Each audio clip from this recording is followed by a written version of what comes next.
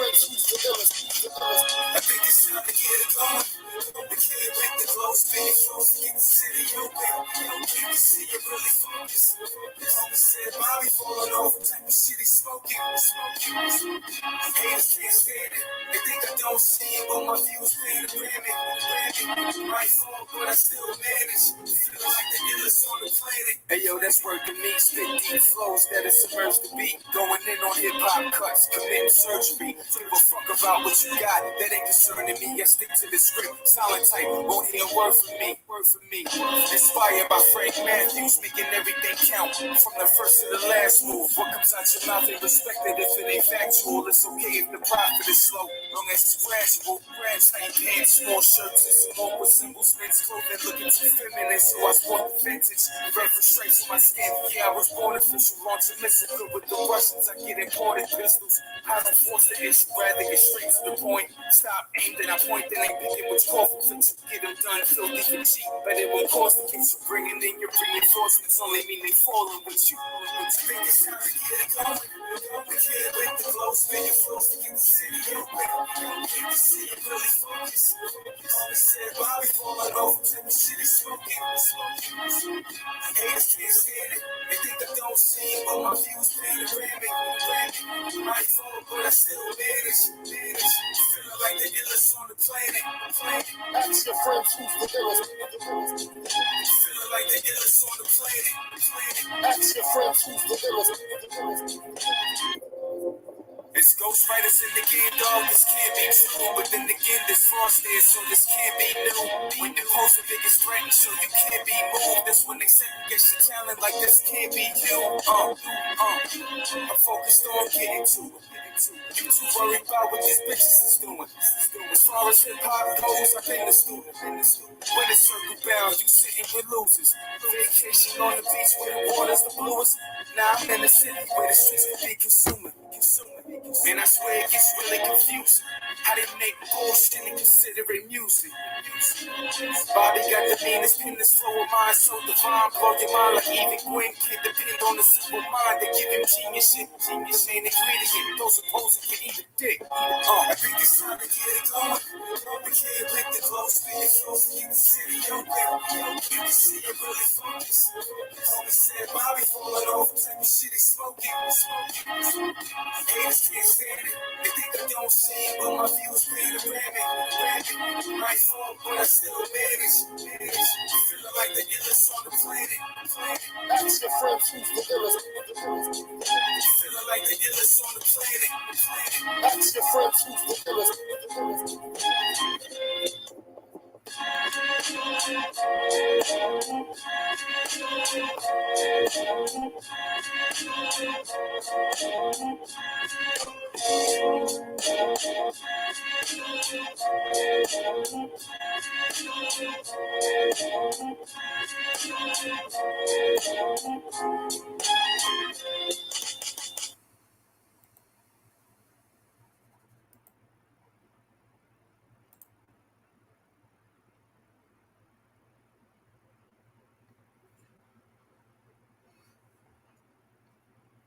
Hotep family, this is your RBG brother, Guy Nollywood Jr., coming to you with another live exclusive once again. I want to address something here. Give me 1 second. I'm going to put my mic on this one. No, you know what? I don't need this shit. Fuck. I don't want to. I'm gonna see if I can do this live probably within an hour. I don't want to make it a 2 or 3 hour video on this one. And of course, I call this program the Attack of the Evil Banana. Now, usually when you call black people, sometimes you call, people might call black people Oreos because of their skin, but they have a European mind, or they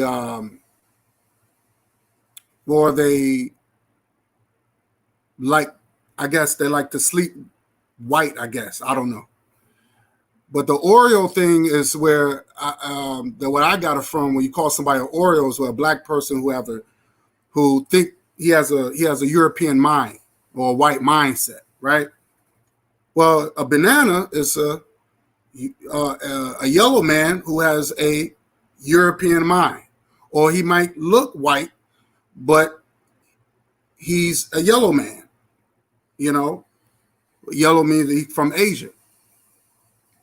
So this banana decide he wants to join into this.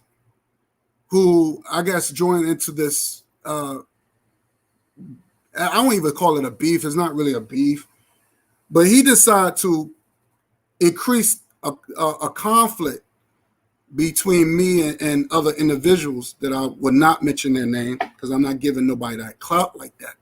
And I won't even mention this person's name. But I'm going to show you who this person is.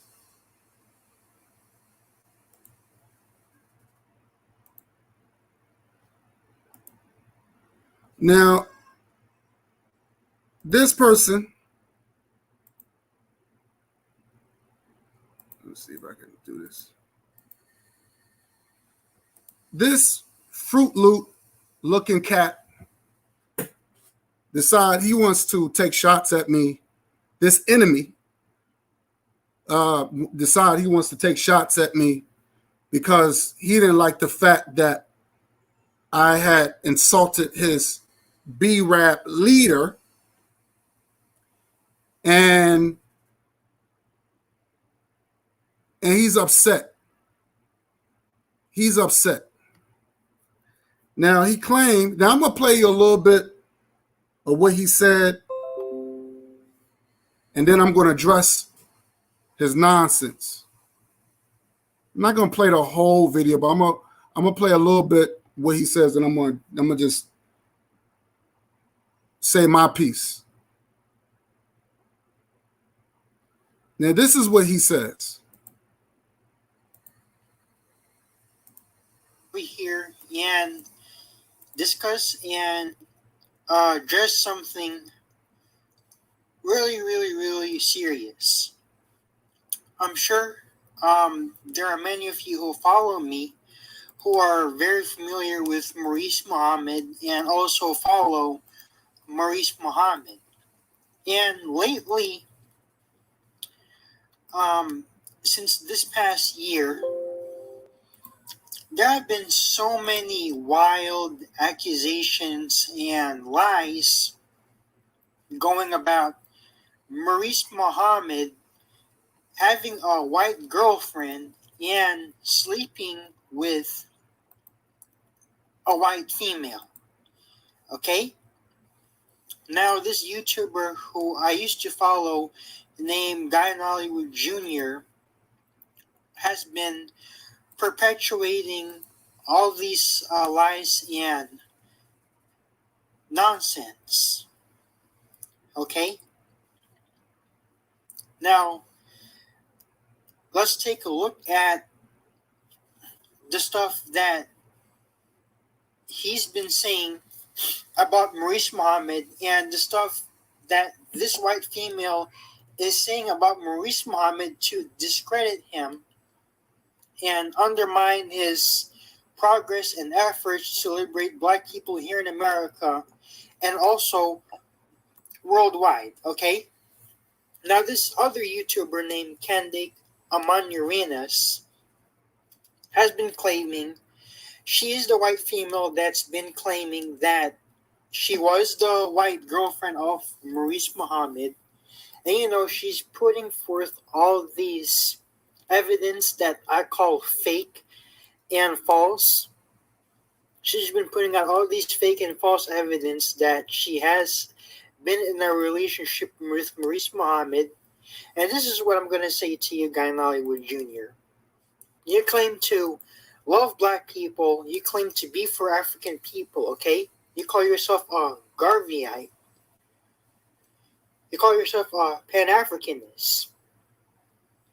But you're taking words from a cracker someone who has been known to be your enemy throughout time, okay? You're taking words from a white female and betraying your own brother just because you feel about him a certain way, and or just what have you, okay? Why would you take words from somebody who has been your enemy for a long time and has been doing all these things to you, to your people, up until now, ever since they enslaved you? They haven't changed their nature. I just want to just respond to that dumbass rhetoric. First of all, who are you? I don't know you. You came on my chat, showed your respect. I showed respect back. That's as far as it goes. I didn't allow you on my platform. Didn't go on yours. I don't know who you are. When I first saw you coming on my chat, I didn't ask you to follow me. I don't follow you. I never subscribe to you. I don't subscribe to people like you. You from Asia. You have your own issues. Why are you worrying about my people? Why are you worrying about what African people go through? You're not an expert of my people. You don't know me. See, this is what happens when you got these sellout ass Negroes that allow people like that in their clubhouse. I won't even call it an organization, but their clubhouse. And now they're letting people like that, like this banana, to speak for them. You know, I remember Malcolm X said he told people of non-Africans, if you want to help, you can help over there, but you're not going to join our organizations, our clubs. It just won't happen.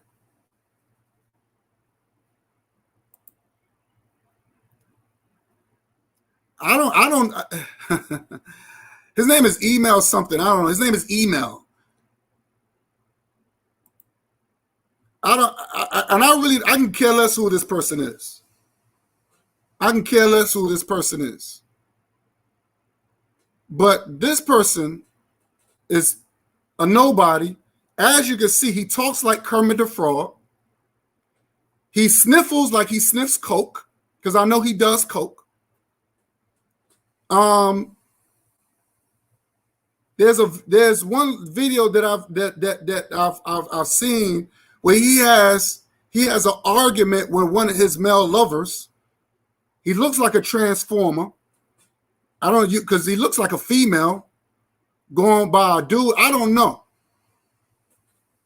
But this is who they allow into their clubhouse. First of all, I never said I'm for all black people. You mentioned Marcus Garvey and all this, and I'm sick and tired. You don't know nothing about Marcus Garvey. You don't know nothing about my leaders like that. You don't know nothing about Malcolm X. Why don't you worry about your own people? You have your own issues. I don't know if you're from the Philippines, but all I know that you're from Asia. You're Asian. It looks like a unisex. Exactly. I can't even tell this. I can't even tell he's a female or a male. But he got something to say. He want to talk about me. And then the people that he mentioned, I don't give a damn about. Those not my people. Now, I'm not going to even go into about your leader, your B-rap leader, I'm not going to go into that because I already explained that when I did my rebuttal video about him. I'm not going to get into that. You already know why I brought those pictures up. And no, they're not Photoshop. Because he admitted it. Your leader admitted it of sleeping with the enemy. But I understand you wants to come into my race to cause confusion and cause and increase the conflict. And I'm very surprised your leader, your B-Rap leader, your bozo, never told you to step down. Never told you to say, hey, those are my people, I deal with them. You don't say nothing. I deal with that. That's my people. That's I deal with that. You deal with your own.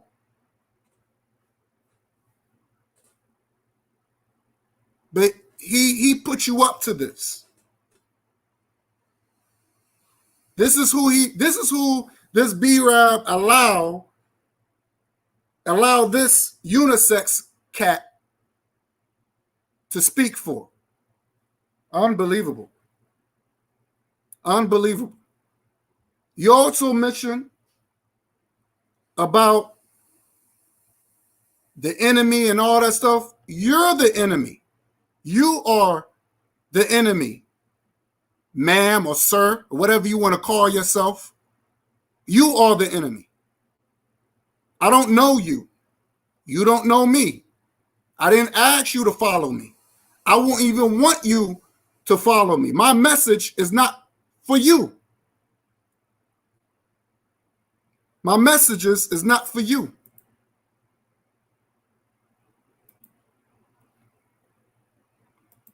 My message is not for you. I didn't ask you to follow me. I didn't. So you wasn't doing me no favor by coming on my chat, bigging me up.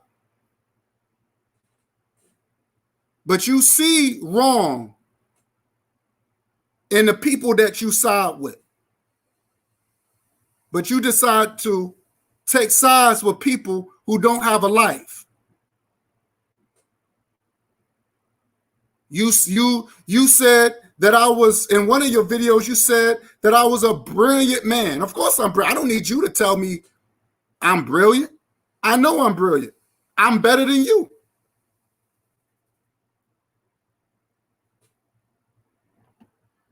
You don't know nothing about my people. You don't know nothing about my history. You don't know nothing about me. But you want to put me down, and I've heard you use the N-word in your videos. You also use the N-word because your black leader said it was okay. Hotep, black man, was good.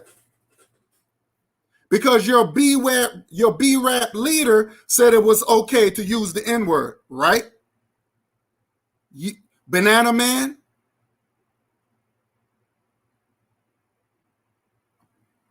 You come on my page.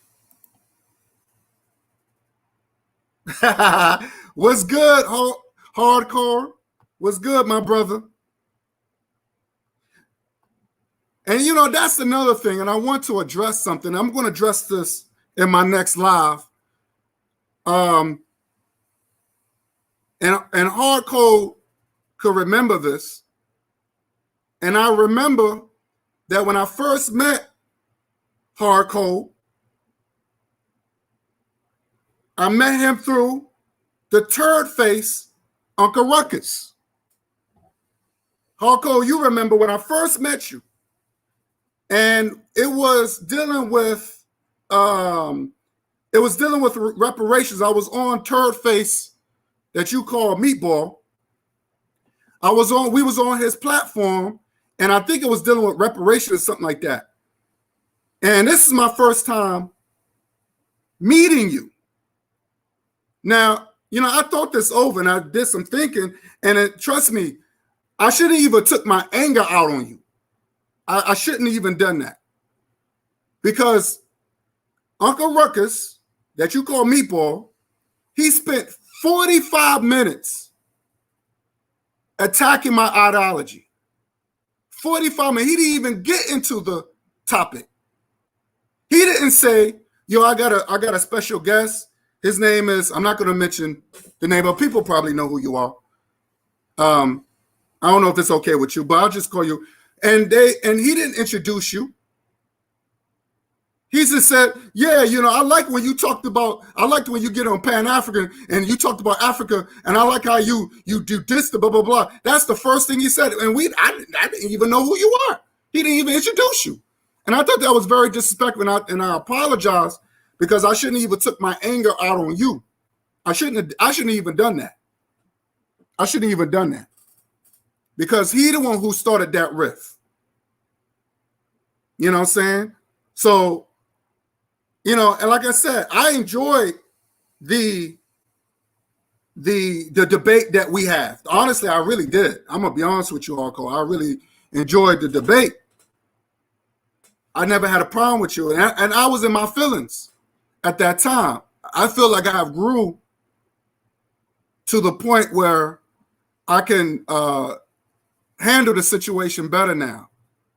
And I think I want to thank you because you taught me how to control that. Because you was very cool with it. You was very calm and collective, and you didn't get upset or nothing like that. So he said, yeah, I remember he was laid back while we went at it. Yeah, exactly. He the one who caused all that confusion. And it wasn't based. And then as soon as I wanted to tackle the situation, he wanted to get straight into the topic. And so I made a video about it, attacking you and him. And of course the video was taken down or whatever. But I didn't give a shit. But I remember that, and he shouldn't have done that. He was out of line. So I wanted to just mention that because he should have been saying, look, I got a new guy. He coming on. He joined a conversation or whatever, and he should have gotten to the top. But he wanted this war. He wanted this war, so he was already on this attack. So, but this is what this banana. He don't know about this. This banana. This yellow man or boy or girl, whatever he wants to be, he wants to make it seem that I'm attacking these people, and he sees what these people are doing, but he's trying to create more conflict. And they're allowing this to happen. They're allowing this banana to attack black folks. And then all of a sudden, they can sit back and say, hey, yeah, and they would defend him. These same pro-black, super pro-blacks, they would defend this enemy.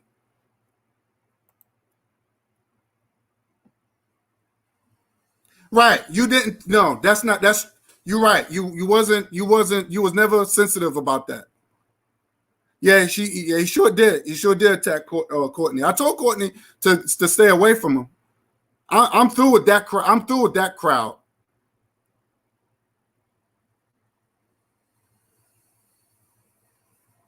Right. Exactly.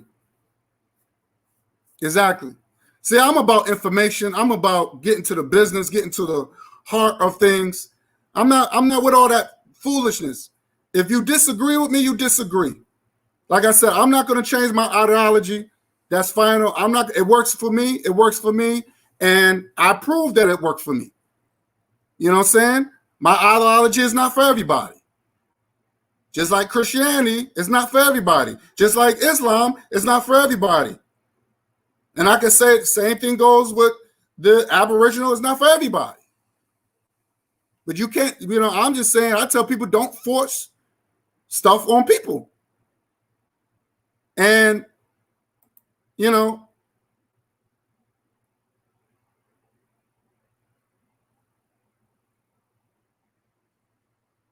yeah. It's a dark, that those are very unhappy people, man. And they get somebody like this dude, this thing right here, and they get him to speak for them because they happy they got somebody who's non-black to defend them. They got somebody like this person that's on their side because they really love people that's non-African or non-black to join their group because it makes them feel, I guess it makes them feel superior or makes them feel better. I don't know. But this person, I have no respect for. I don't know this person, but for this person to take shots at me, and he's going to say, well, how could you do this to, you know, your brother, and you know how the enemy is? Motherfucker, you are the enemy. You are the enemy. What are you talking about the enemy? You are the enemy.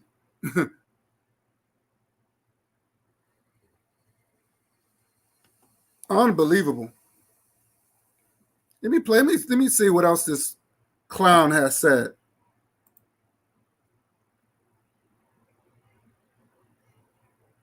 Come on. That's right. But let me play you some more what this asshole said. They're still doing all of these debauchery and evil stuff towards your people. See, he sounds like Kermit the Frog, and he sniffs is like he sniffs coke. Because that's all these people do. They coke heads. They don't got nothing else better to do. They sit around and they have no life. And we are, see people like that know that black people are the center of everything. They want to be part of the in crowd. They want to be part of the clique because we the coolest and the baddest race on this goddamn planet, and they know that. They try to dress like us. They try to talk like us. Even this thing here even used the N-word in his videos, but he gonna tell me, he gonna try to school me. Motherfucker, you don't know me. You better go over there to your B-Rad friends.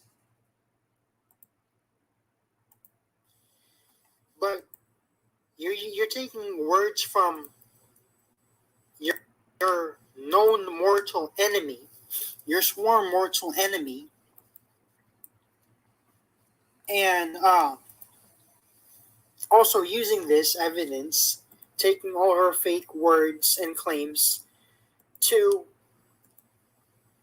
slander and sabotage Maurice Muhammad.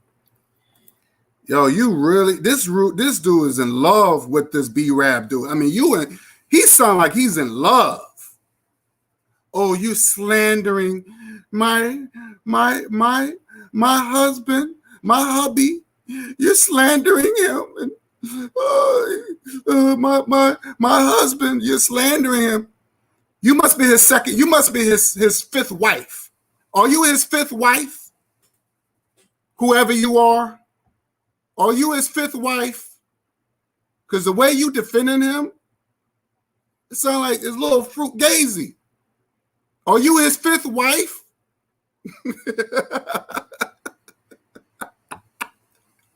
You must be his fifth wife, man. Look at you. Look.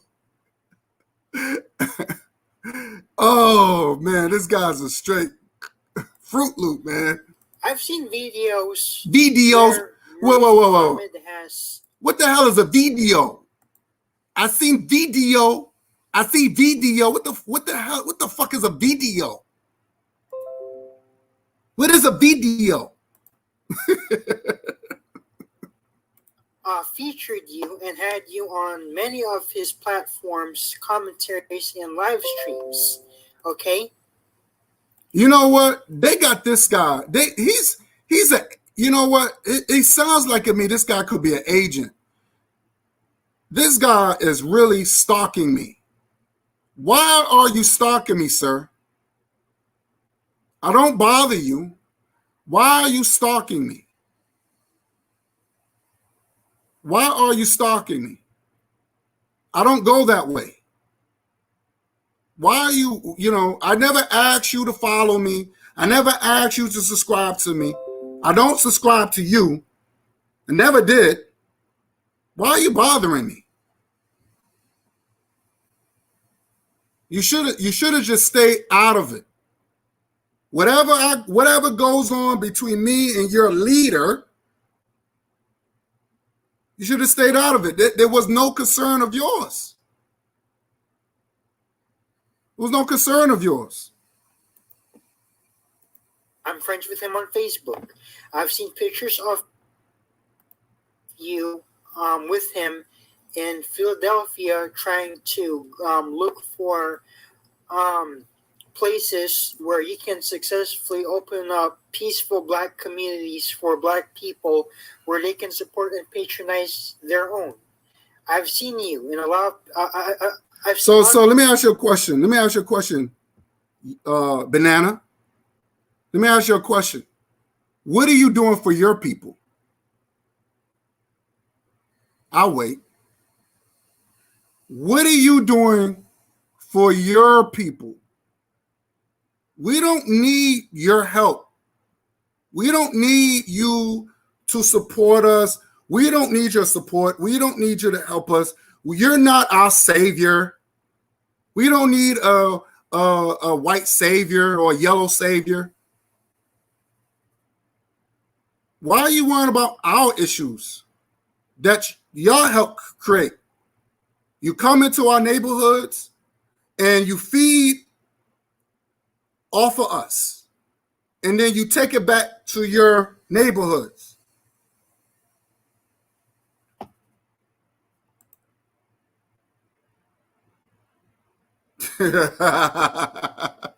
They must be. They both. One thing he's Asian. Well, this person is Asian, and one of them thinks he's Asian. These B-Rabs, I'm Asian. I'm the Asiatic Black man. Unbelievable. But getting back to this Banana, why are you worrying about what we do? We know how to do things on our own without your help, without your support. We really don't need you to help us. Maybe the crew that you decide to side with, they might feel that they need you, or because you're down with them, that will boost up their ego or their self-esteem. But my channel is not for people like you. What are you doing for your community? What are you doing for your people? That's the question. Also pictures of you and Maurice Muhammad and Brother Bakari working together as brothers and as a team. Like what you as Black brothers, you as Black men should be doing. Okay? But now you're going to betray Maurice Muhammad. He said, look, check this out. He said, I betrayed his leader. The name that he mentioned, that's his leader. I betrayed his leader. How did I betray your leader? How did I betray him? I did not betray him. He betrayed me. He betrayed me, and I explained that. But see, you have skipped that part because you're so in love with your leader that you ignore what I say, which is the reason why I did what I did. And I didn't lie, because that's the information your leader put out. But you know this already. But you want to slander me and defame me because you want to create more conflict. You want to increase more beef. So, but you're the enemy. You're the banana garbage. Okay? I just want to know why you sound like Kermit the Frog and you sniff like you sniff coke. That's what you need to answer that question. Kermit, the video. What the hell is a video? Can't even speak English properly, but you want to talk shit. You're helping slander and defame his career. I'm helping. It was good, Queen. Was good. That's my girl Erica in the house. Erica, I'm going after this enemy because he's protecting his B-Rap leader. We already know who that is. So he says that I betrayed him. But he never said so. So those pictures I didn't get from the enemy. I got from your leader, Mr. Banana. So yeah. So shout out to my girl Erica. Yeah, I'm getting after this banana here because he's mad, he's upset, and he must be the fifth wife of his leader. So, because he looks like a transformer. I have no respect for these people, man. I have no respect for these people. These people ain't shit to me. But he wants to come, she wants to come and try to bash me because I'm defending myself. And he already know why. Or she, or whatever this person is, this it, already know why I said the things, I done the things I did.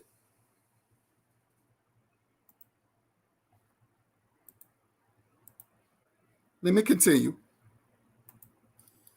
Okay. When there is so much advanced technology nowadays, and all of these evidence, these so-called evidence, could have very well been Photoshop and fake. This could just all be a hoax, okay? Because there's a lot of photo editing apps from the App Store that I have used myself, okay? Now he's saying that those messages were Photoshop. Now, ma'am, or sir, whatever you want to call yourself, your leader admitted of going back and forth. your leader admitted, and he done exposure of himself, admitting that he had engaged with this, with how you say the enemy. Okay, he engaged with this white girl. So no, it wasn't Photoshop. Not like this dumb shit that you got on your that you got in your picture here with this. No, now this is definitely Photoshop. You know what I'm saying? With this fake ass cartoon parrot that you got on your shoulders, that's Photoshop. So it's, don't compare those real Texas messages to your dumbass pictures. So that's you can't compare that. You can't compare those two. You can't compare that.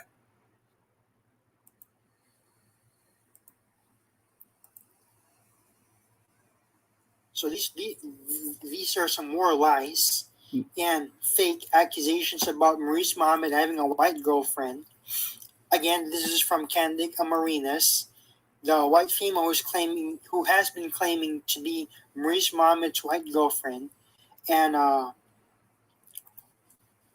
this is the guy right here who's helping defame and slander him, Guy Nollywood Jr. Okay, Maurice Muhammad hasn't done.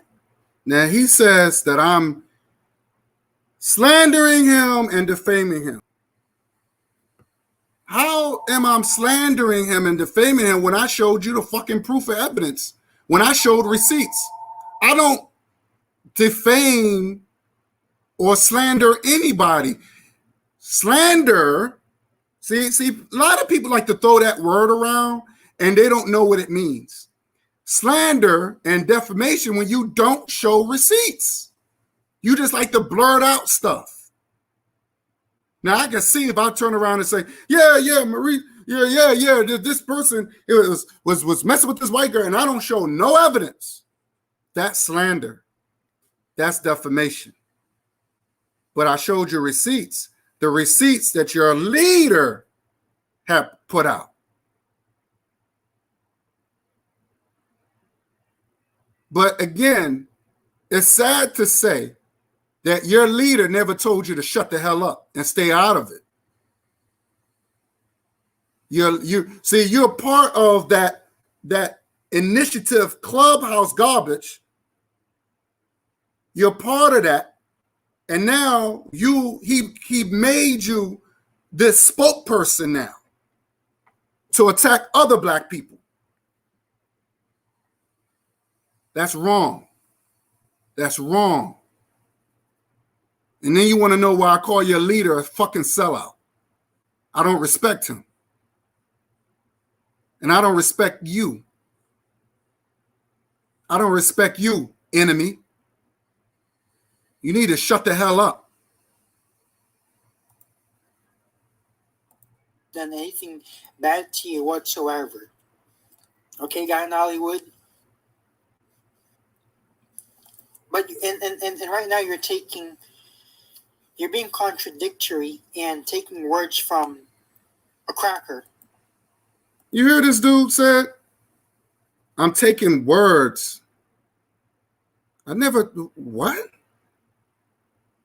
No, I didn't say I took words from what you call, but because you look like the same person that you calling a cracker. You look like you're the banana. So why are you calling your own people that type of name like that when you're part of that? You're part of that. You're part of the problem. You come into our race. You want to cause confusion. You want to intensify the conflict when you could have just stayed out of it. I don't know you. I don't even know who you are. All I remember that you come to my chat, you give your respects. I give you respect. That's far as it go. You acting like you know me. You don't know nothing about me. And you will never know nothing about me. Only but what your leader might tell you. And he don't know nothing about me.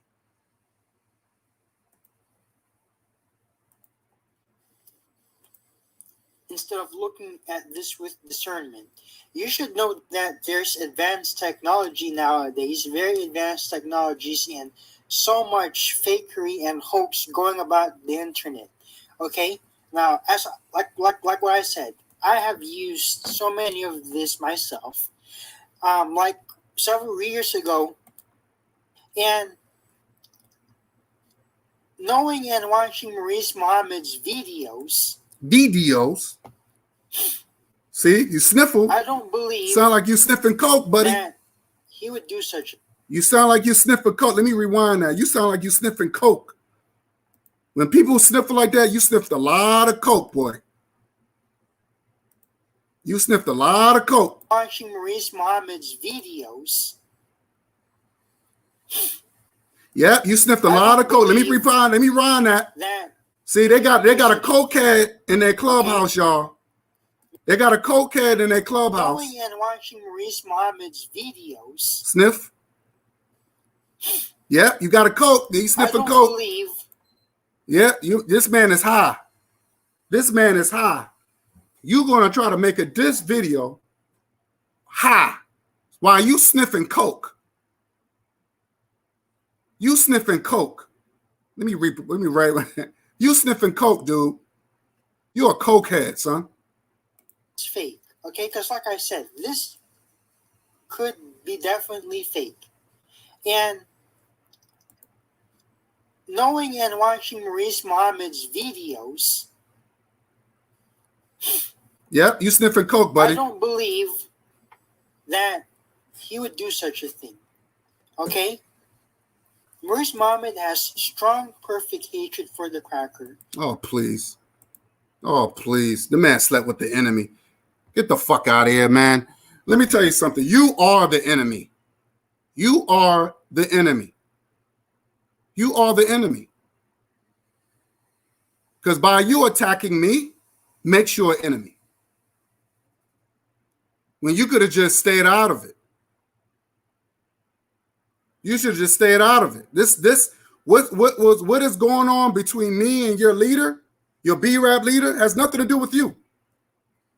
But you feel that you want to be the savior.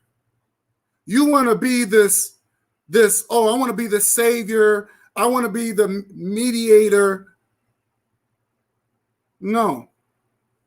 We can solve our own issues. We don't need you. So I suggest you need to shut the hell up. You're a cokehead. You got a coke problem. It was something else I want to play.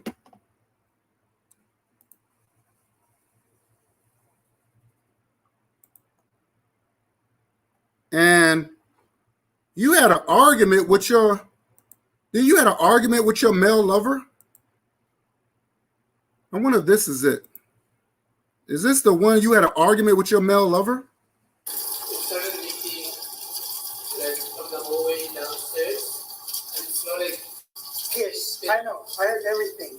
Yeah. That's probably you, because you get drunk all the time. I hardly even use that stuff. Liar. I don't use it. I didn't say anything. And I saw him with my own eyes messing with his PlayStation. With your own eyes. What See, that's your male lover, right? Is that your male lover? are you talking about? I'm fucking using my laptop out here. Yeah, you also tried his PlayStation. Stop denying it. Stop denying things. I don't deny shit because that's what it's. Yes, you do. Bro, where the fuck is the truth? Why am I gonna talk to this fucking PlayStation on my laptop? Because you don't have manners. You smell other people's You need to stop that. smell other people's food. Like when I was cooking my clam chowder, you were sniffing it. That's nasty and You don't rude. say to skip it. I just say it stinks. Every time you cook, you just kind of stinks the whole place up. That might just be you. That might just be you, but So that's your male lover, huh? So you have your male lover and you arguing over another person's PlayStation.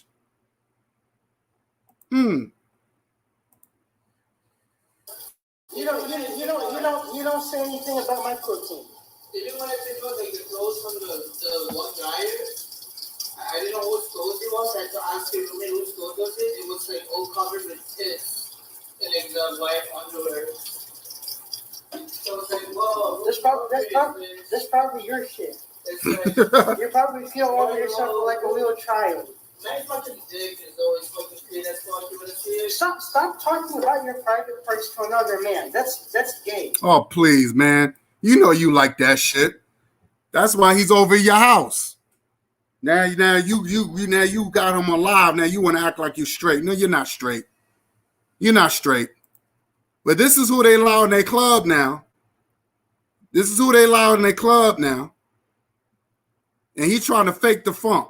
This Fruit Loop banana. This is what they allowed in their club now. It's sad. Very sad. But then you want to talk about black issues, and you want to talk about, you know, the ancient Egyptians, and where about your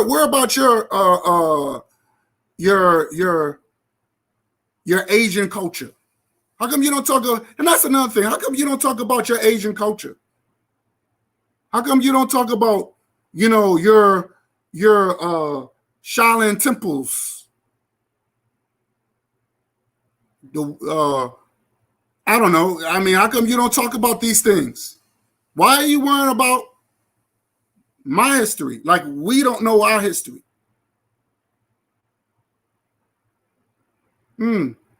Weird. Weird. So, you know, I just want to just throw that. I just had to respond to this clown because it's obvious he's some form of how you said some sort of mole, or I won't even call it an agent, but he's some sort of spy. You know, he's just this spy that wants to come on my channel and spy and just do, and then after he found out, he wants to go back and report. Like, dude, nobody's not thinking about you. You're a nobody. I don't, you know, why don't you worry about your people?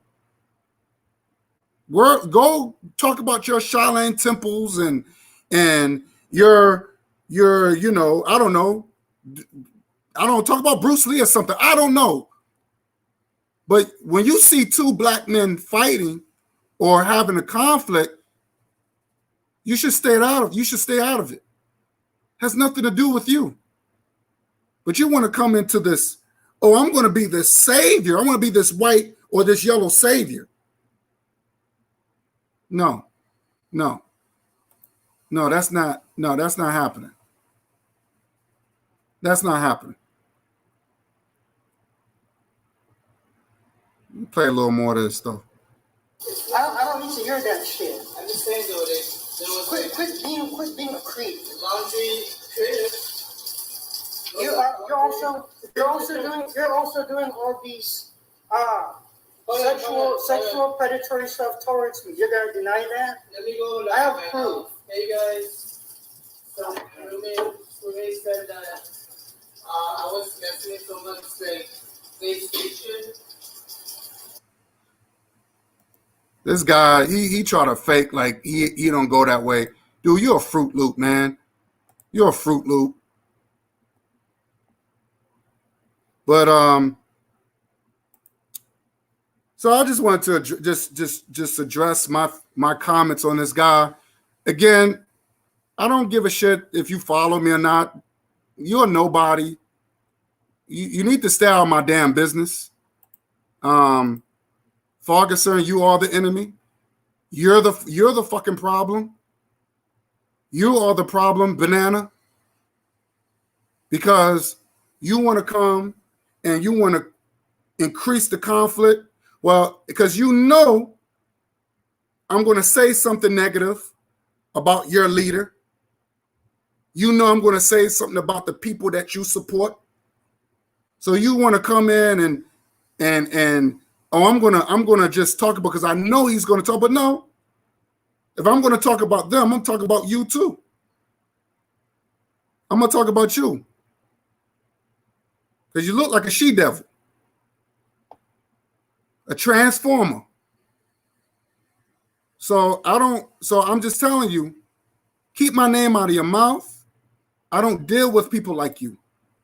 So I can care less. If you follow, I'm not. Yo, what's good? What's good, Sir Seeing? Yeah, man, you got the enemy out here trying to get at me, man. You know, he's been hired by these little B-Rabs, and now he's trying to get at me.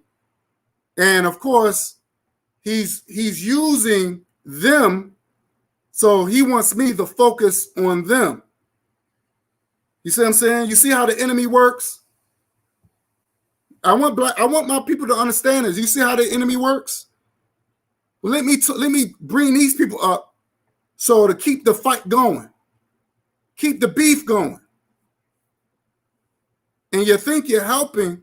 See, he thinks this banana, he thinks he's helping, but he's not helping. He wants to be the savior at the same time. He's the instigator. And we already know how that enemy works. What I don't understand,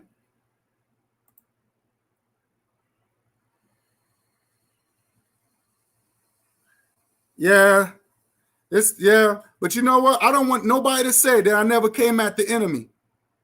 Like I said, you could be, like I said, there's black devils and there's white devils. Let's keep it 100. There's black devils, because devils hang with each other. I'm starting to think that devils don't really have a color, really. I think devil could come all shapes and sizes. So, but this person is my natural born enemy. And he thinks that he wants to come into my race and try to straighten me out. So who you think you messing with? You know, who you think you're messing with? This person's a joke. And I'm gonna tell him straight up. You tell your little B-rap leader to speak for himself. You should just stay out of our conflict. Whatever goes on between two black men has nothing to do with you. All right, hold on.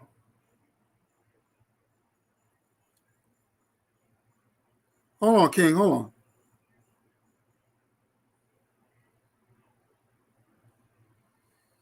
Let me drop this link real quick. Okay.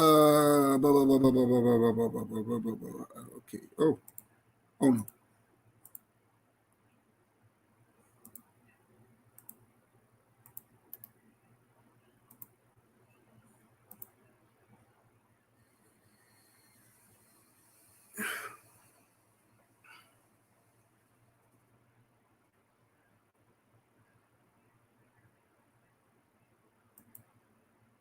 So I just want to just add that in there. Just waiting for my brother Hard Code to come through. But I just wanted to just add that in there because this shows that how the enemy, how they'll make videos and they'll try to act like they know about your history more than you know about yours. And they want to come in and try to be the savior and and at the same time, they're causing more confusion, more conflict. Oh, here we go. Peace, Hard Cole. Yeah, what's up? Hotep, what's good? What's good? Man. I was trying to say to myself, man, who was he talking about? Then once I saw it, I said, oh, okay. Because I was like, damn, I was really trying hard. I was like, man, I don't get it, but I see. But yeah, that was good that you interviewed Rashida Strober. I like the way you were thinking with that. And but you saw the white girl getting in? You saw the white girl commented? You know, I didn't watch it all. No. In the comment section, a white girl comment. Oh, what she said? She was going after Rashida. Oh no, I didn't see that. Yeah. Check out the comment. Yeah. Yeah, man. I what I did, I wrote Bakari. I said, you know what? Because he wanted to do a throwdown. Everybody get together, and I said, I'm down with that. Yeah, that'd be fun. That'd be fun. I'm down with that. Yeah, I don't think that the two main antagonizers, I don't think they'll be down with that because they strike me, well, one of them anyway, the male, strikes me as an extreme coward. He's afraid to challenge people live and direct. He likes to hide and talk behind your back. Somebody made a good point. I forgot where it was at, but somebody said something to the effect that the guy waited to talk about that Anthony Milan guy after the guy got locked up, but not before. I said, you know what? That's a good point. You see what happens. So that just goes to show that the man just can't confront people. He always beats with people. And, you know, again, if you have me, I like to, that's just the way it is. I just feel that I can't talk behind people's back unless I deal with them directly. And it doesn't have to be in a disrespectful way. Just like I went on that Cynthia G. People got on me for that. And they're like, why'd you go on that? But Right, I'm like, right. hey, if I did talk about her, so I at least want to talk about her to her face. You know what I mean? Not in a disrespectful way, just to see what's going on. You know, and I think that is what I want Bakari to set that up, because apparently you and I have been branded the top enemies. For some odd reason, he hates you more than me, and he really hates me. So we've been banned. In my opinion, if you ban somebody, keep somebody banned and stop talking about people if they're banned. Right. That's facts. Every But time now what they're doing, they're getting the people that don't look like us to speak for them now. And just like that I showed you with this banana cat, and the reason why I call him a banana, because he's part yellow and part white. Oh, okay. So, you know, like you call a black person an Oreo, they're black, but they have a European mind. And of course, this banana, he's a yellow man with a European mind. So, you know, they get these non-black people now to fight for them.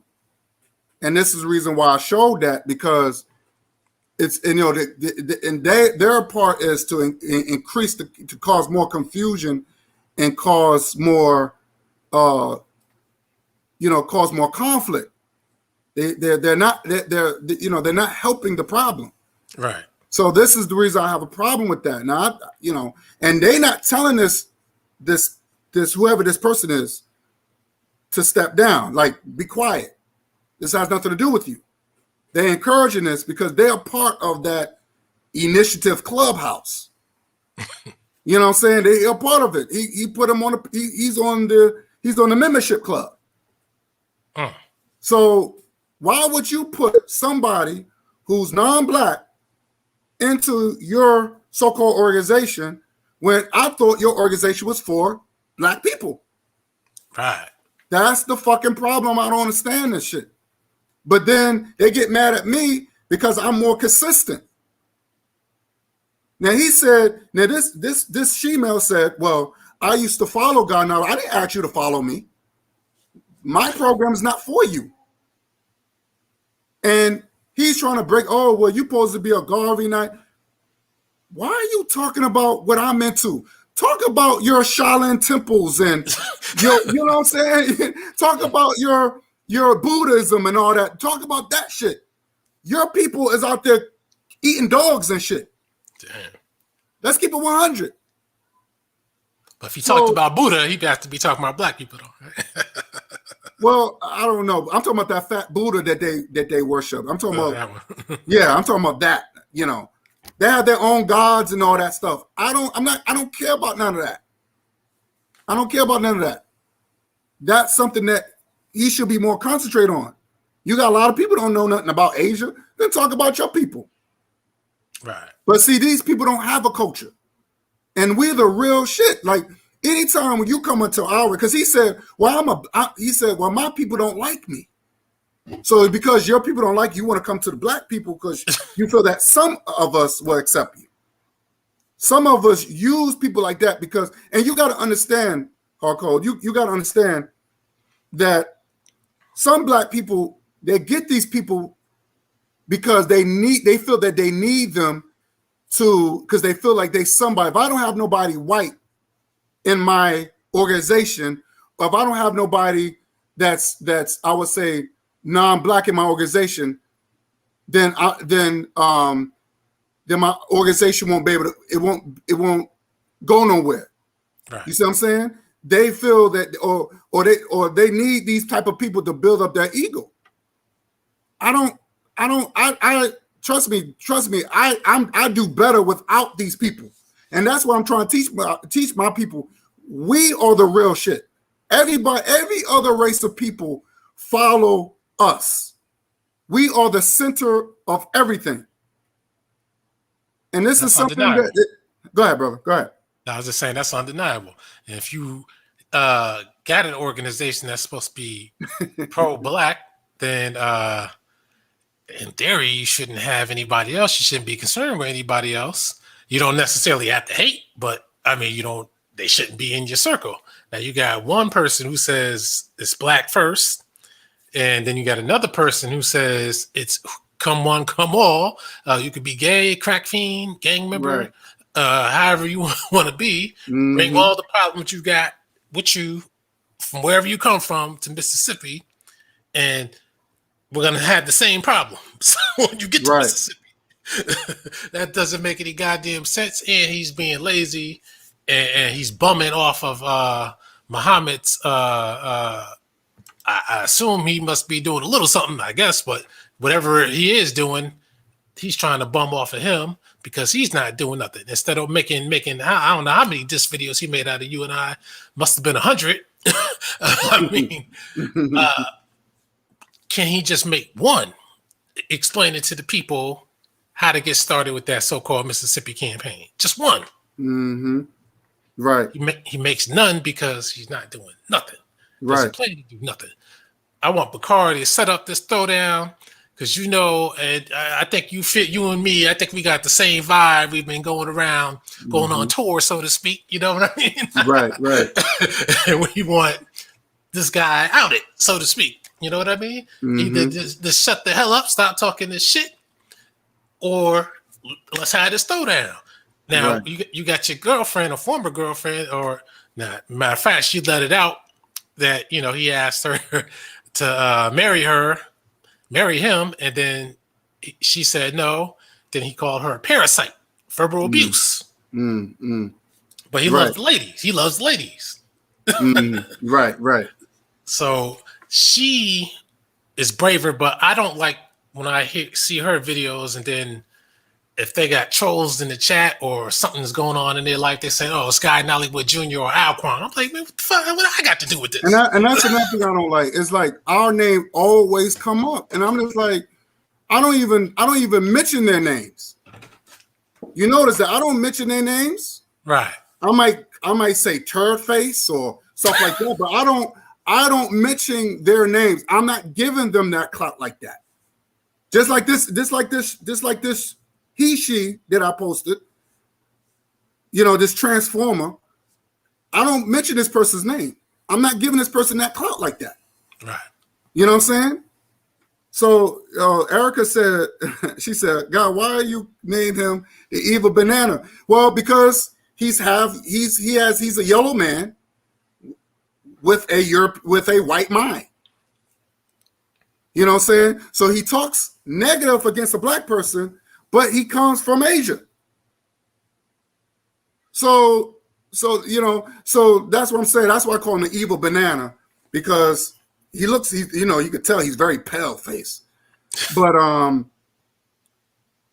because he has this mindset of a racist, because racist comes in all shapes and all forms. Sometimes racists will come very, like Malcolm X said. He said, you have the wolf and the fox. You heard about that. Right. Alquan, how the fox, they come off friendly. But as soon as you turn your back, they attack you. Yeah. So this like guy's Courtney a fox. Omega. Huh? It's like Courtney Omega. She was all so sweet and cool. And then next thing you know, I apparently missed that video he put up, but he attacked her. And just because I'm not going to go far, but I know he attacked the author as well. Talked about his hair, his looks, his book. Yeah, I seen that. Yeah, that was messed up. Yeah, I'm like, that was messed up, man. Just because and that's another thing too. And that's exactly. I mean, I thought it was all about the information.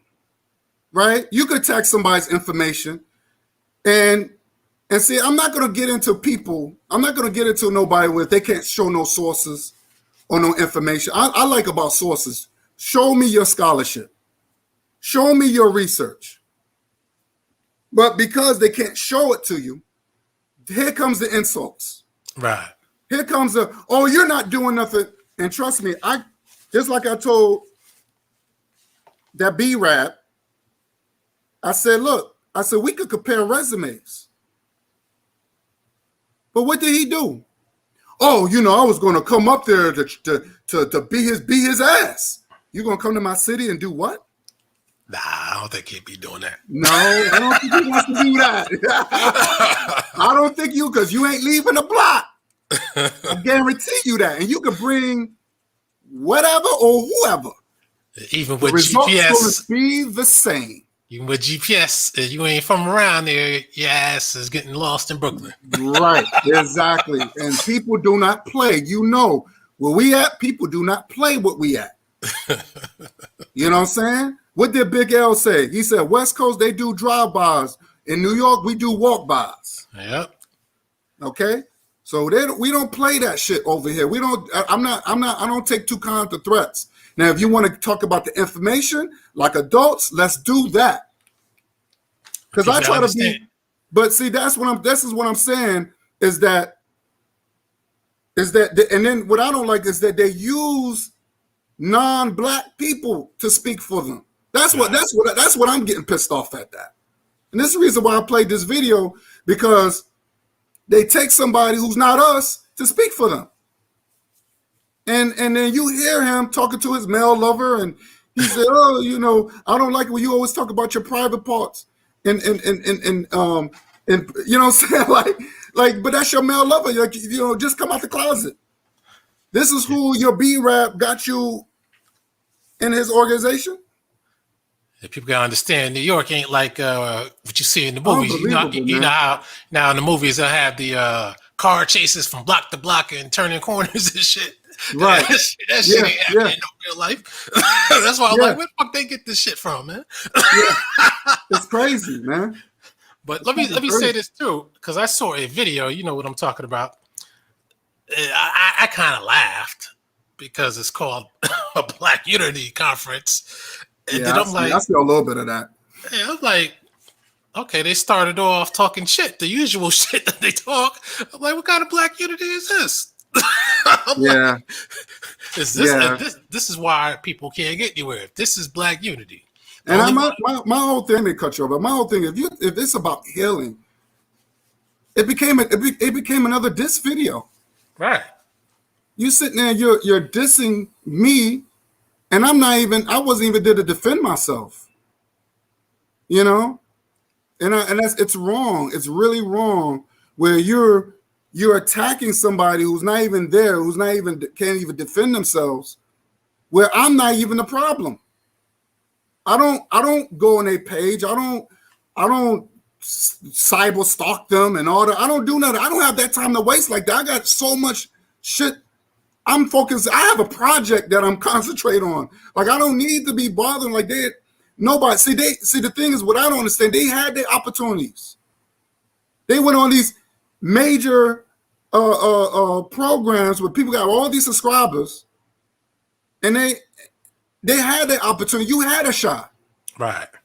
And and because they burned those bridges, now they get mad at us. I don't have nothing to do with that. Right. None of us have nothing to do with that. I have nothing to do with that. And it's wrong. It's wrong.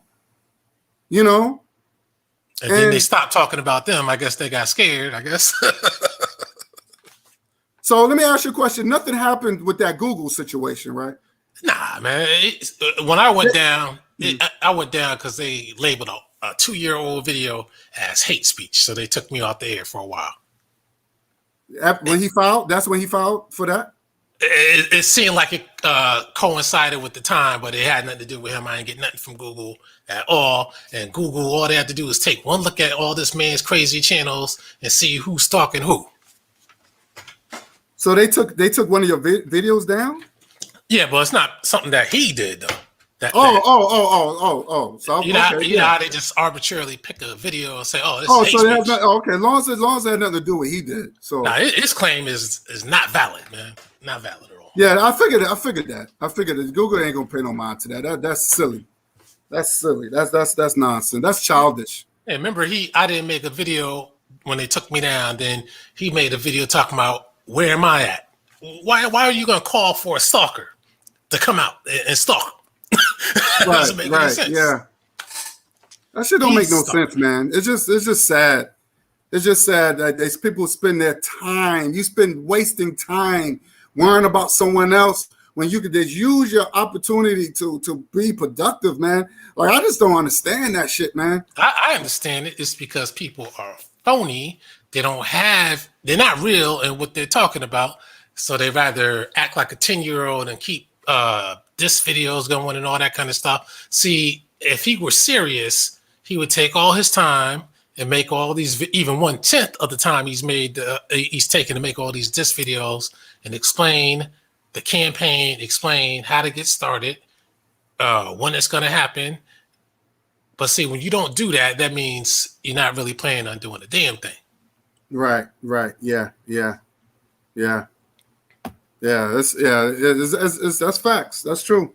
That's true. At least Noble's promoting her book, but she, like I said, man, you said it just now. She had the opportunity in her hands to get bigger and bigger. Now, Meatball took her down, and she wants to stick with him, so that's on her. She got to stay in the gutter now.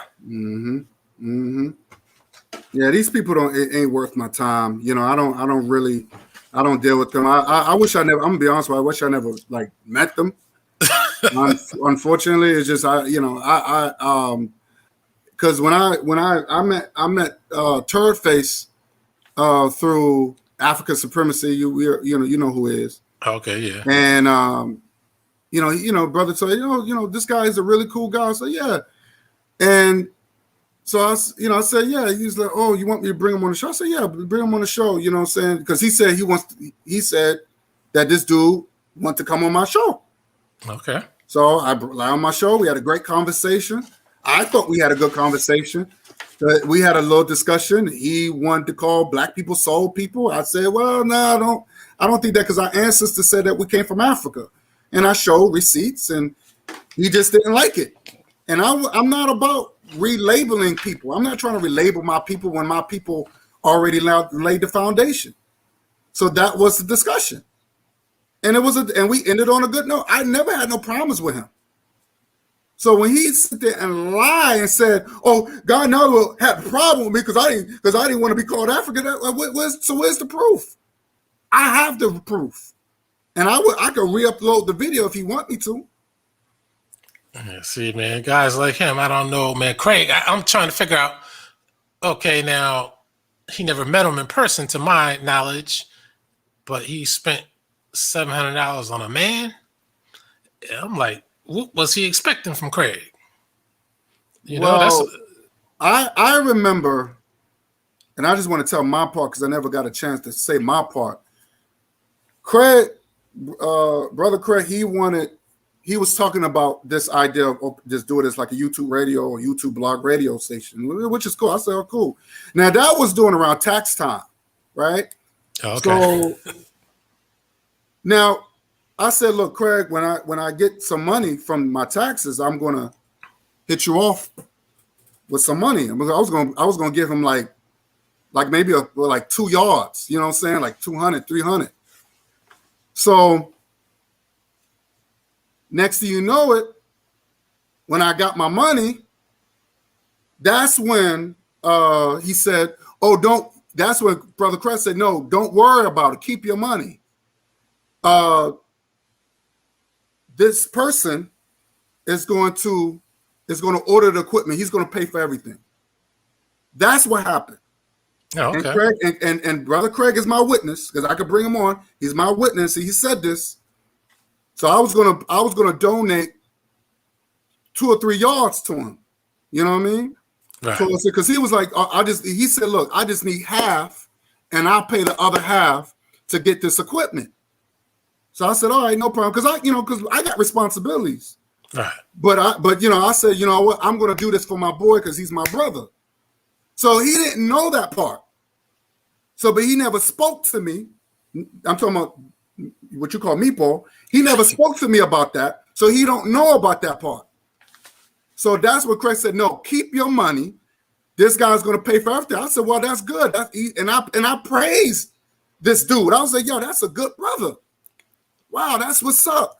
So, and I was down with it. I was down with the thing. Yo, we're gonna do this. I have all this great ideas we can do, but he's taking it like so. But you know, Craig was like, nah, man. He wanted to run the show. He wanted to take control of it, and that's why it didn't happen. Damn.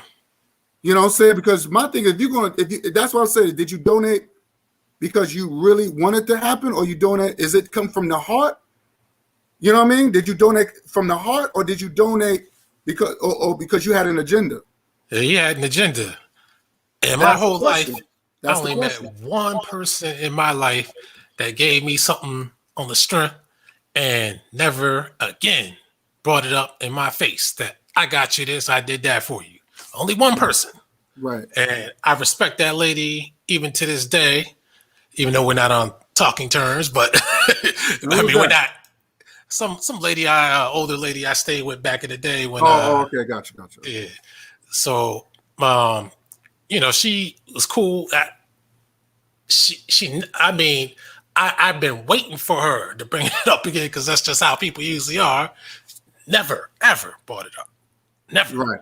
But this guy with this $50 that he keeps lying to the public about. I mean, I got the emails. I keep the emails. Right. As long as you got the receipts, that's good. Yeah, and he paid, like, again, I gotta say it again because he keeps on lying. He paid me and he paid the guy that shut my other channel down. He paid us both $50. I think Rashida Strober too. I think he paid her $50, all to come on his little special, Kiss My Ass platform, whatever it was. That's all that day is, you know. And that's what he did. He paid us to come on. And he's still talking about give me that money back, just like he keeps bugging Craig about that money. Oh, you're a thief if you don't give me the $700. But was that a part of the deal? Right. Exactly. Yeah. I mean, again, that's how you met the guy. The guy, I got to make it clear. That's why I come on here, because I know he's listening. I know that, you know, we can get the lies clarified. That's the other thing. And that's another thing. I don't go on his page to listen to his. I don't go on his page to listen to his nonsense. Why is he coming into my channel, listening to my videos? Right, and he says he does it, but then he proceeds to tell us what the hell happened in it. Right, he does, and he says sometimes I go on each other to see what these guys talk about. Why are you coming? I don't bother you. I'm not. I don't bother you. I don't go on your chats. I don't do nothing. They have nothing to talk about. All his videos are boring. We've been boring for 12 years. Think about it. He's been on YouTube for 12 years. He should have been up there with Tariq Nasheed and these guys. Yeah, and he keeps repeating videos for some odd reason. I don't get that. I mean, god damn. I mean, this guy, he came to me. I didn't go to him. I got to make that clear. You talk about a stalker. He came to me. Like I said, I was on this other Blog Talk radio show. I'm not gonna say the name because they had my shit shut down, so that's why I'm not saying their names. But if you want it behind the scenes, I can provide all that. It's still up on Blog Talk. Okay, yeah, I'll check it out. This guy would listen on that show.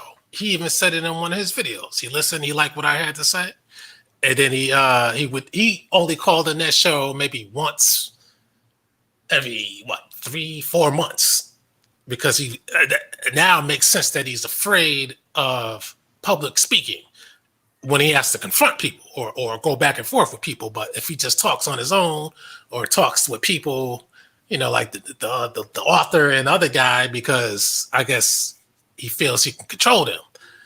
that's what it's all about. Control. When he can't control the situation, he's scared straight. But he contacted me. I knew the guy from my own evaluation. I said, this man strikes me as insane based on the things that he does and wearing that Bruce Lee outfit, the yellow one, with the stripes and having the nunchucks around his neck. I said, this guy got to be a nut. But he sounded at least like he was sincere with trying to get black people right. I said, well, because he had videos where he was doing something with some guys in some hotel room. And then he met Seti, Umar Johnson, then some other dudes he was dealing with. And I noticed that every time he was dealing with people and then they have a little disagreement, he doesn't just say, okay, well, we disagree. Instead, he attacks them and tries to beat them down. That's what I noticed. And he was down with Seti and Umar, and he attacked them because they didn't want to be down with him. But you got to understand, from Umar and Seti's perspective, they see this guy on YouTube. They didn't ask this guy to come to their function. Right, this guy shows up. You can see in their faces. They're like, man, what the who? I mean, how? Why is this guy here? Yeah. So, that's going to, you got crazy maniac. Well, shit, we talk about nobody. We got crazy maniacs out here. And when they just show up to your function like that, after they try to get with you, so to speak, you got to start thinking about things, because you never know what can happen. So that's what he did. He goes one by one. People don't do what he wants them to do. He makes attack videos. Right. And all I did was critique. I didn't disagree. I critiqued the so-called campaign. And, ask questions about it, because you got to ask questions about it. If you want people to get down with something, people got to ask questions. Right. Especially if they're trying to pay money. Right. mean, you can't ask a question.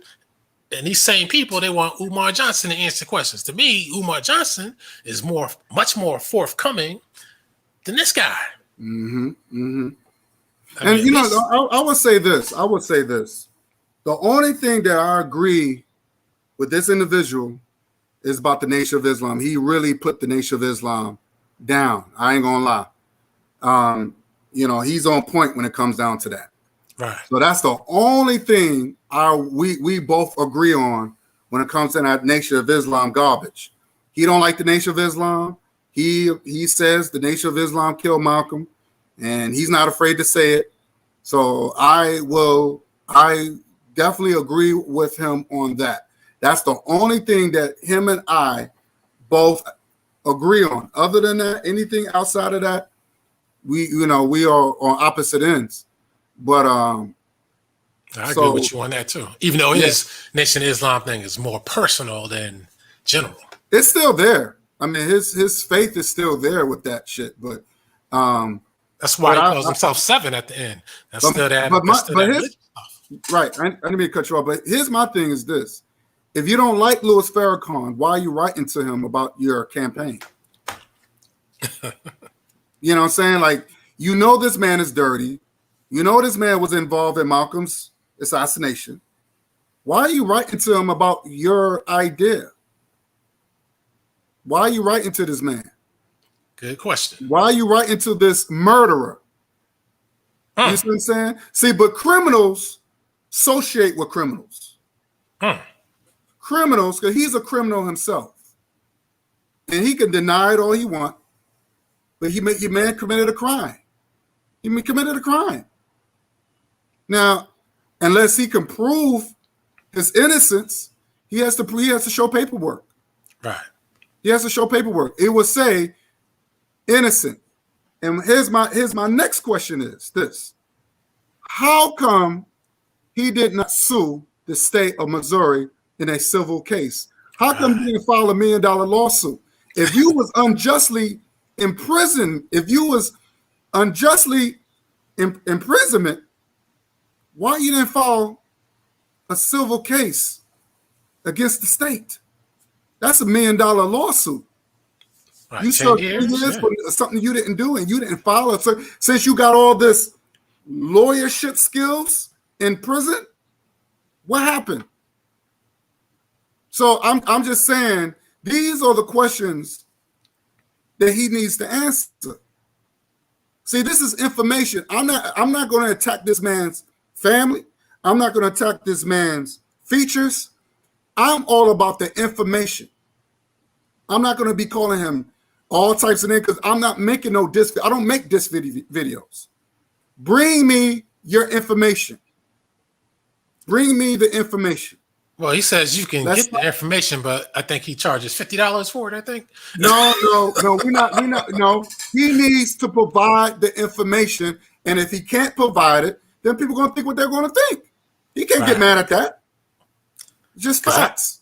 I know. I think this. Like I said, if they bring you to a, first of all, if you do a crime, it's a police matter, and if they, for some odd reason, want to send you to the hospital, that means something strong had to happen to make the police say, man, fuck the jail.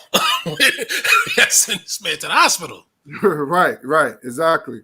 And then something even more serious had to happen so that the doctors say, we got to keep this man. Yeah. It's like I said, a lot of times people don't tell you the whole story. The reason why they let him out. You know, maybe it was some sort of like a time period where they said, we're going to keep you for 10 years. And, you know, and they did a lot of study, and maybe he got to get on medication. It was, you know, hey, he was medicated. You got to be medicated. Right now, he had a video where he said he saved every pill. Man, you got to take your medication. Like, you can't just not take your medication and then you're going to say, oh yeah, they try to drug me. You got to take your medication. I mean, look how he reacts in his videos. He's yelling and screaming. He's using all these foul language, and he's calling all these nasty names. I mean, yeah, that sounds like something's wrong. Right. Look, and the way he talked about Nepal, like, you claim that he loved women, but the way he talked about Nepal like that, like, oh, this big titty bitch, and all that. I'm like, what the hell? Like, you talk against a woman, you sound like a big nasty pervert. You big titty bitch, and you big breast. Oh my! I mean, he just went off on this woman, all because she asked him to show your face. Right. Now she asked the same of me. You didn't see me make a video. No, you did not. You did not. Even with the comment that Courtney Omega, shout out to her, he went off on her. But you claim that you love black women. Right. And he is on record, released verbal record from a victim that he was abusive, emotionally, verbally, and physically. And she had a gun, he says. But just like that Anthony Milan Ross had a gun, but he still said, I'll take my chances with their guns and harass these people. Right. So he loves women so much, but yeah, he puts his hands on women. He verbally abuses women. Mm-hmm. Yeah. You know, I may have said that the author was his hoe. Now, you notice how he changed my words around. I didn't say that she was a hoe. I said that was his hoe. Right. I know some people might say that's semantics, but you know what I mean?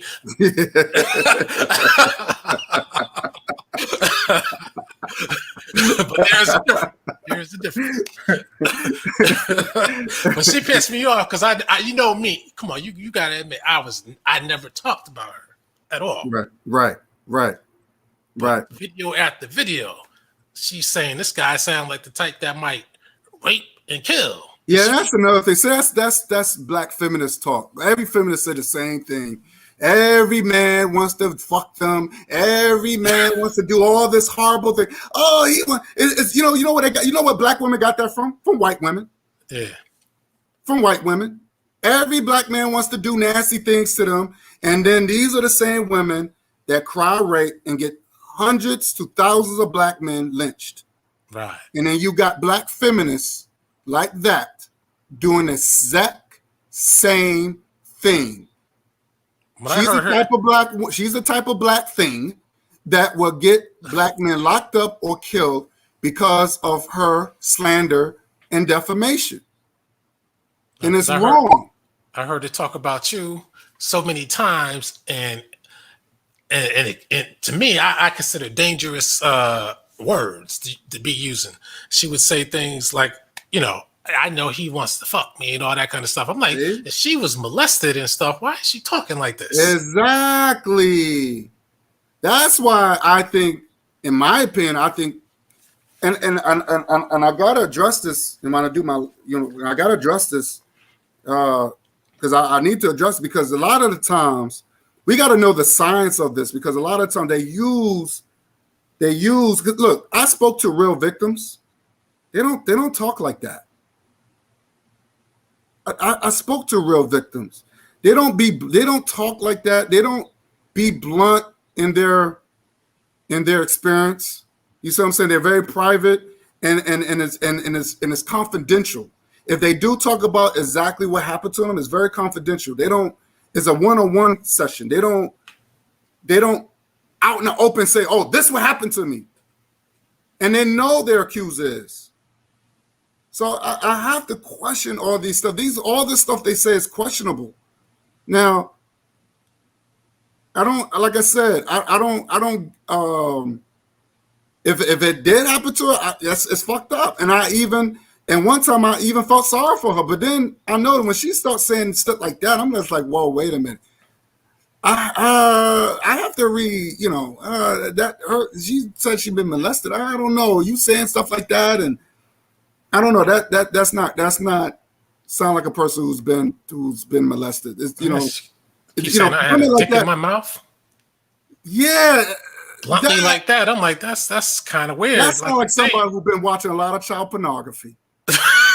Let's be realistic. I couldn't even fix my mouth saying some shit like that. Yeah, because a victim, that would be very traumatic. It's very. You wouldn't really just say it like that. You really try me, not to brother. I spoke to real victims, and they do not talk like that. Trust me. They're very, like you said, it's very traumatized, and it's very emotional. And that's something that you have to talk one-on-one, and it's very confidential. Trust me trust me. It's not something that you blurt out like that. Yeah, I think even that Karen S was in shock of the things she was hearing. But see, that Karen S, she kind of she joins in with that shit too, and I wish she had enough. So I'm trying not to diss her, but I wish she had enough self-control to say, you know what? I don't know these two guys, so why should I make somebody else's beef my beef when these people's beef is beef that they kind of manufactured in their head? And that's another thing. That's another thing, and I have to go back to this video again. She's a white woman. She's white. And that's why, you saw, I don't know if you saw a picture of her, but she's a fat white woman. And she's a trail of trash. And that probably, that's all she have done was sleep around and sleep around with no good black men that shitted on her. So now she has this grudge, and they bring the enemy in to talk bad about black people. This is what they do. This is what they use the Karens. They use this email, this dude that I showed. They use people like that to talk bad. And these people who supposed to love black people, these are people who wants to create a safe haven for black people. And they use these non-foreign people that's not our people to talk bad about us. I don't do that shit. You will never find me bringing a yellow man or a white man or a red man or brown man come in and talk bad about my people. I'm not gonna let that shit rock. Who does that? That shit won't happen. Yeah, least, hey, what's up, Catherine? How you doing, sweetheart? At least I can give it up to Brother Talib. I mean, he'll touch on some things, but at least he's not going all out with crazy insults like he has to have a problem. At least he's cooler than that Karen S. That Karen S She reminds me of one of those fat ass, white ass comedians that do nothing but run their mouth for the whole routine, talking obnoxious and shit. Yeah, she reminds me of Michi X. She has a very filthy mouth. It's very unclassy. But see, they use these foreign non-black people to talk reckless about black people, to talk the most evil things about us. Just like Tommy Sotomayor, and he had brought David Dukes on his panel, and he's another one that talked bad about black people. And you know, and these are so-called black people doing this. And then you want to, these are the same ones that cry about racism. Oh, and then you want to know why that Derek Chauvin, whatever his name is, only got 22 and a half years? You want to know why? That's why. That's why. Because you got stupid ass Negroes that allow the enemy to attack their own people, and they think it's cool. And they think they need them. But they want to get on people like you and I. I don't do shit like that. You know, I'm not gonna get these people to talk for me. I'll tell them, no, you stay out of this. It's not your damn business. Right. It's racism. It's all racism. They're the fox. It might not be the wolf, but they're the fox. That's right. I mean, I had a video I did about David Duke, because people always say, oh, you always attack black people. What about the white man? I did do a video on David Duke. And you know what happened? They took it down? Yeah. Wow. See? That's the YouTube. That's what they do. And YouTube allows this shit. That's the funny thing about it. They allow this stuff. Right. They like to see black people fight and all that. So what I try to do, I try to get into the information. Like even with when you was talking about the feminists, I want to talk about her book. Because if you're gonna say God is on trial, what God are you talking about? Which God? Because if you're talking about other people's gods, some gods actually work for these people. So the Chinese God, guess what? That's why you see Chinese flourishing, right? You see the Arab man, his God, Allah, it flourishing. But we adopt these other gods that it don't help us because it don't fit who we are. And then we get upset and then we get mad at somebody else's God. That's the problem I have. And I would have loved to sit down and I sit down, but I would love to have that conversation with her. But instead, she wants to get with the slander because she cannot articulate. She cannot articulate, and that's the problem. Right. But you want to go with the slander because you don't want to face criticism. I'm not going to attack her, but when you attack me, I have every right to attack back. You throw a rock at me, I have a right to throw a rock back. That's right. So I even asked her, allow me on your platform and let's duke it out as far as the information. Because I didn't want this back and forth and calling somebody this and that. I didn't want that. Let's talk about the information.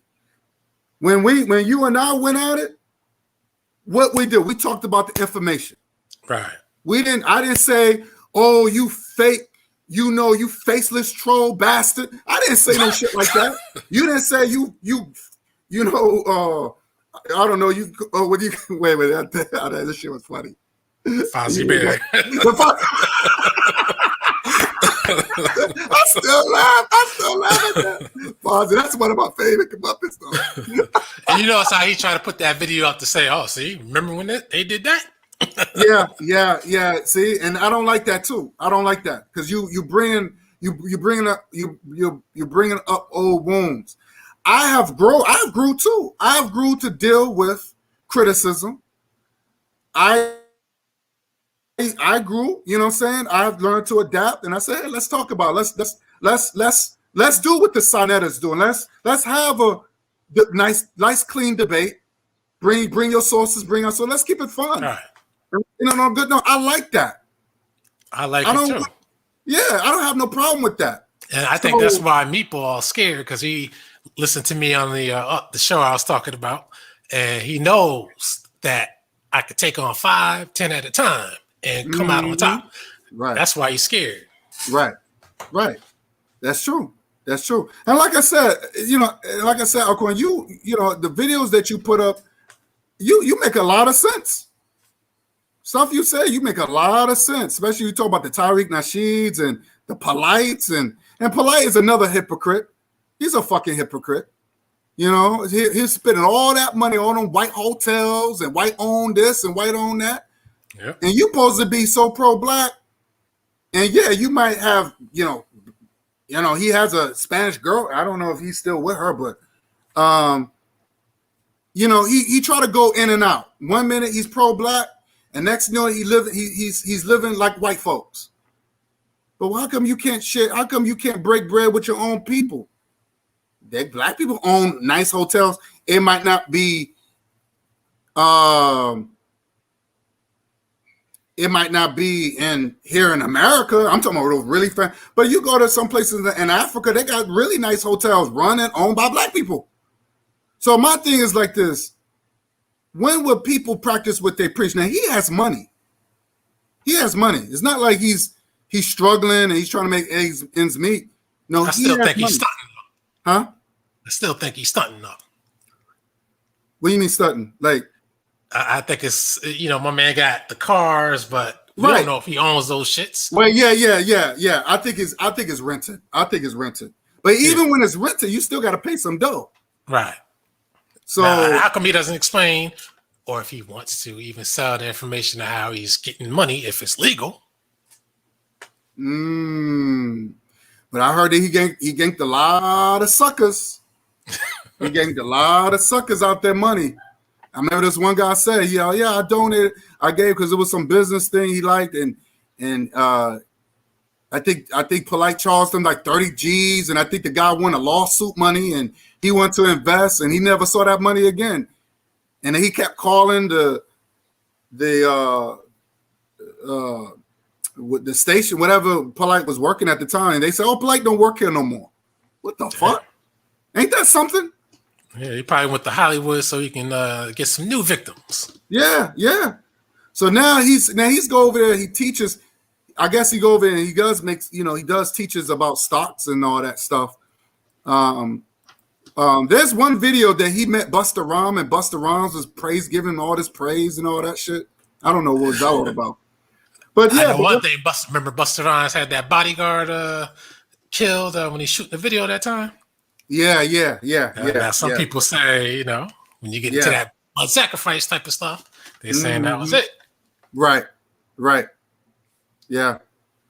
So yeah, man, it's a lot of craziness, man. I just try to, I gotta do it. I gotta do a show, defending myself, because I never got a chance to defend myself when they did that Black Unity healing. I think it's wrong for them to do a show like that, and I can't even defend myself. It's wrong. It's really wrong, and how they allow people that don't look like us to attack us, and it's just wrong. It's just so wrong, and I have to address this because and I'll just say this, and I'll repeat this again in probably next week. And I said, next time I'll tell them next time you got something to say, allow me on the panel. Right. Anything that's on your mind, allow me on the panel so I can at least defend myself. You know what I mean? I think it's only right because you just can't just throw out false information like that and you don't show no receipts. So I think it's wrong. I think it's really wrong for them to do that. But they want to get my brother Picari on there. He's not going to know everything. So he only knows what he knows, and he defended me the best way he can, but because he don't know the whole situation. So for them to bring him on the panel, I think that was wrong. I think they should have brought us on the panel. Right. Well, his loophole is we're banned. So- Yeah, but it's still, but I just feel like that it's wrong for them to do that. It's just wrong because they know what they did was fucked up. I don't bother nobody. You don't bother nobody, and you have every right to challenge people. You know what I'm saying? If you find that their information is flawed, you have every right to challenge them. It's information. Right. We in the world of information. Some information is correct. Some information is not correct. When people challenge it, but they're respectful. They're respectful. That's how it is. We all go. And the sad thing about these people are older than us. Right. This man keeps saying he's 60 years old, acting like he's 90. I'm too old for this. I'm too old for that. You can still jog around the block at, was he 58? Yeah, that's true, Catherine. Jesse Lee Peterson, he attacks blacks. The first time I ever heard a black man talk the way he do, he's the worst. Yeah. Jesse Peterson, he also a coon. You know what I mean? Him and Tommy Sotomayor get along very well. Maybe him and Meatball might get along very well, especially if Meatball tells him about, how the white man did everything for him.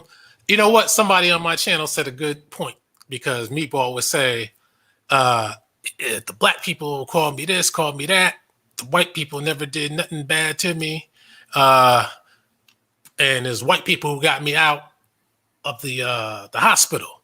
But she said, you know what? It's the white man that put you in the hospital, right? Right, exactly. So I said, so if they put you in, how are they heroes for getting you out? Right. Just like doing slavery. They put you into slavery and they gave you freedom without no reparations. Right. So they put you in slavery and you have these what they call the slave abolishers, and they got you out of slavery. So they don't get credit for that. I'm not going to thank my oppressor for putting me in jail. Then you get me out there. I got to praise you. I got to thank you. No. But notice he blames the black man for putting them in. But he committed the crime. The black man didn't make the judgment call to put you in there. Right. They saw the evidence and you got locked up for it. And I gotta say this. No, we're not defending that guy and nothing that he did. No, I'm not. No, hell no. I'm not defending that dude. I don't even know him. Yeah, me either. I don't even know nothing about him. But you don't get off the hook. Hey, hotel brother Bakari. You don't get off the hook because a person did a heinous crime like that. So you're free. I'm cleared. No, they don't work that way. You're cleared if you sue the state and you win some money. If you was imprisonment unjustly, you're supposed to sue the state. That's when you're cleared. Right. That don't clear you because this guy committed a heinous crime like that. Right, but that's how he's trying to trick the audience. And what's up, Bakari? I want you to set up that throwdown. I'm down for that.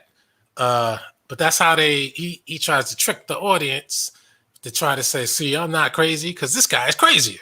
Nah, man, it don't work like that. It's like trying to say I'm not a crack addict because this guy smokes 100 rocks a day and I only smoke 5. Right, exactly. Right. That's true. It's true. So it's sad, man. You got grown people that act like that, man. I never seen that in my life, man. It's just sad. It's just sad, And who's this? Oh, brother Bakari. What's up, brother Bakari? Peace. What's up? Yeah, what's up? What's up? Hey, check this out, right? When I was on there, I didn't know. I went on there to defend for Courtney and Sister Erica. They didn't want to speak about it because But then when they kept trying to say that the trolls were Guy in Hollywood didn't do that. No, that's not. I had to kept trying to defend it, right? So, but what get me, right? Like they want me, and I said I would ask Guy not to do videos. And I've offered them to come on the panel. Everybody can get everything out. But how you gonna ask me? I say I asked Guy not to do videos about y'all. then y'all proceed to say okay to that, but then proceed to constantly insult you while I'm sitting there. Yes, After- I noticed that. Yes. After I'm there and I'm like, okay, because we're saying unity, it's like I said, I'm here to stop the beef.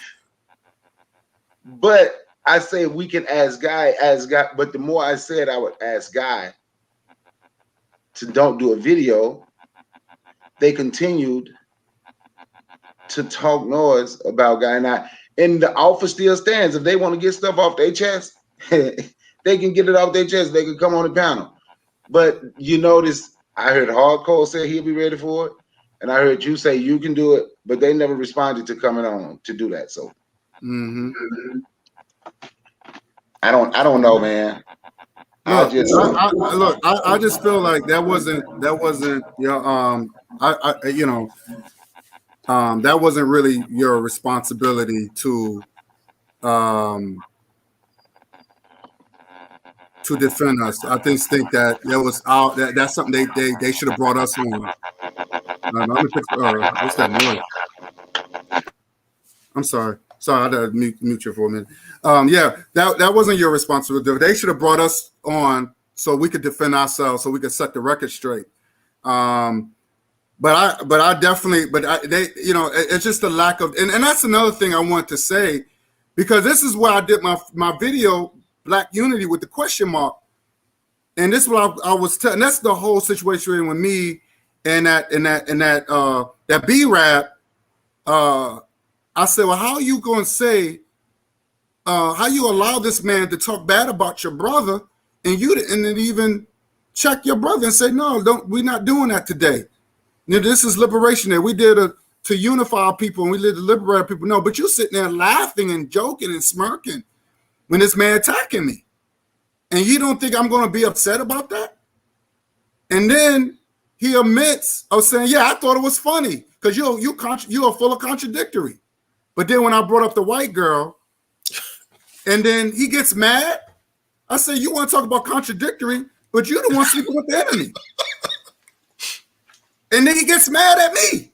Oh, I shouldn't have giggled right there. Right? But that's the crazy shit about it. He gets mad at me for the information that he put out, not the enemy. He put out his information. I'm just saying I don't believe his story. I don't believe him.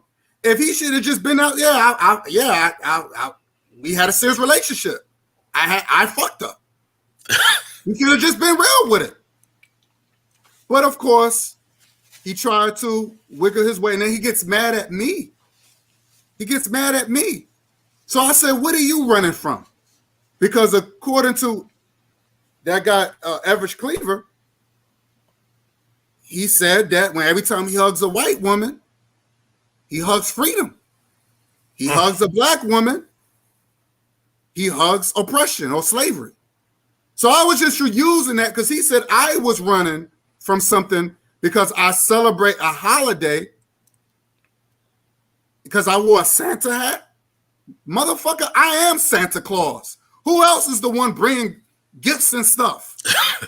I am Santa Claus. That's why I wore the fucking hat.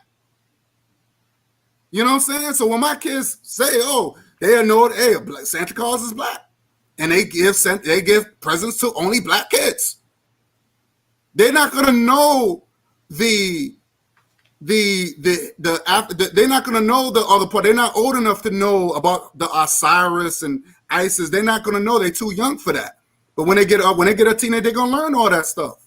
You gotta gradually, know what crest means. You gotta gradually teach your kids because their brain is still forming. So I don't understand what the joke was about, but you're trying to make fun of something when he was on my platform saying, wow, I didn't know that. That's deep, because that's African history. You know what I'm saying? That's what I do. I like to share. I like to teach. We all teachers.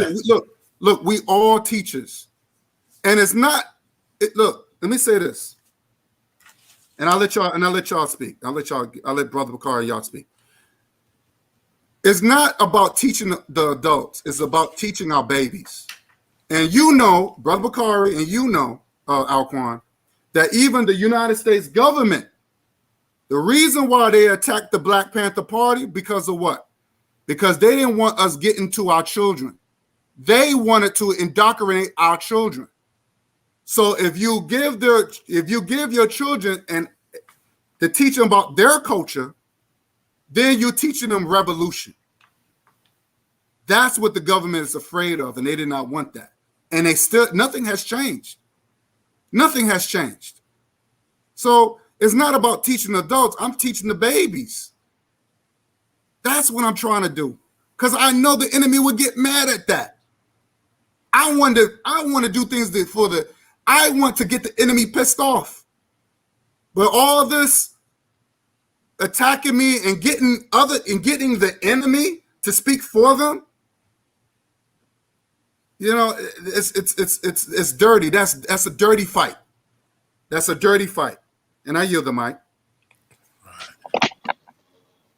Yeah, you know, for me, like I said I wanted to stop the beef. And I did what I could, but they put me in it's almost like they wanted to put me in a crazy position when I constantly said, you know, me and God friends, right? It's as if they wanted to put me in a position as is want me to choose sides and say, I'm not friends with Guy anymore. That's the feeling that I got when I was on there. That's why I had to constantly reiterate, no, me and Guy friends. Mm-hmm. Guy's a grown man. I don't speak for Guy, but I can ask Guy to stop doing videos. But y'all got to stop doing them, dude. That's the only way the beef gonna stop. Right. Okay. How you gonna say okay then commence to go in on, you understand what I'm saying? Mm-hmm. Then commence to go in and be extremely negative, and you say you wanted me on there about, because like I said, I don't know about the unity. I just want the beef to stop. I don't see that, in all honesty, and that don't mean I dislike anyone. Just been down that road. You understand what I'm saying? Right. I just been down that road 3-4 times, and the same thing continue. I'm not, like I told them, I'm not mad.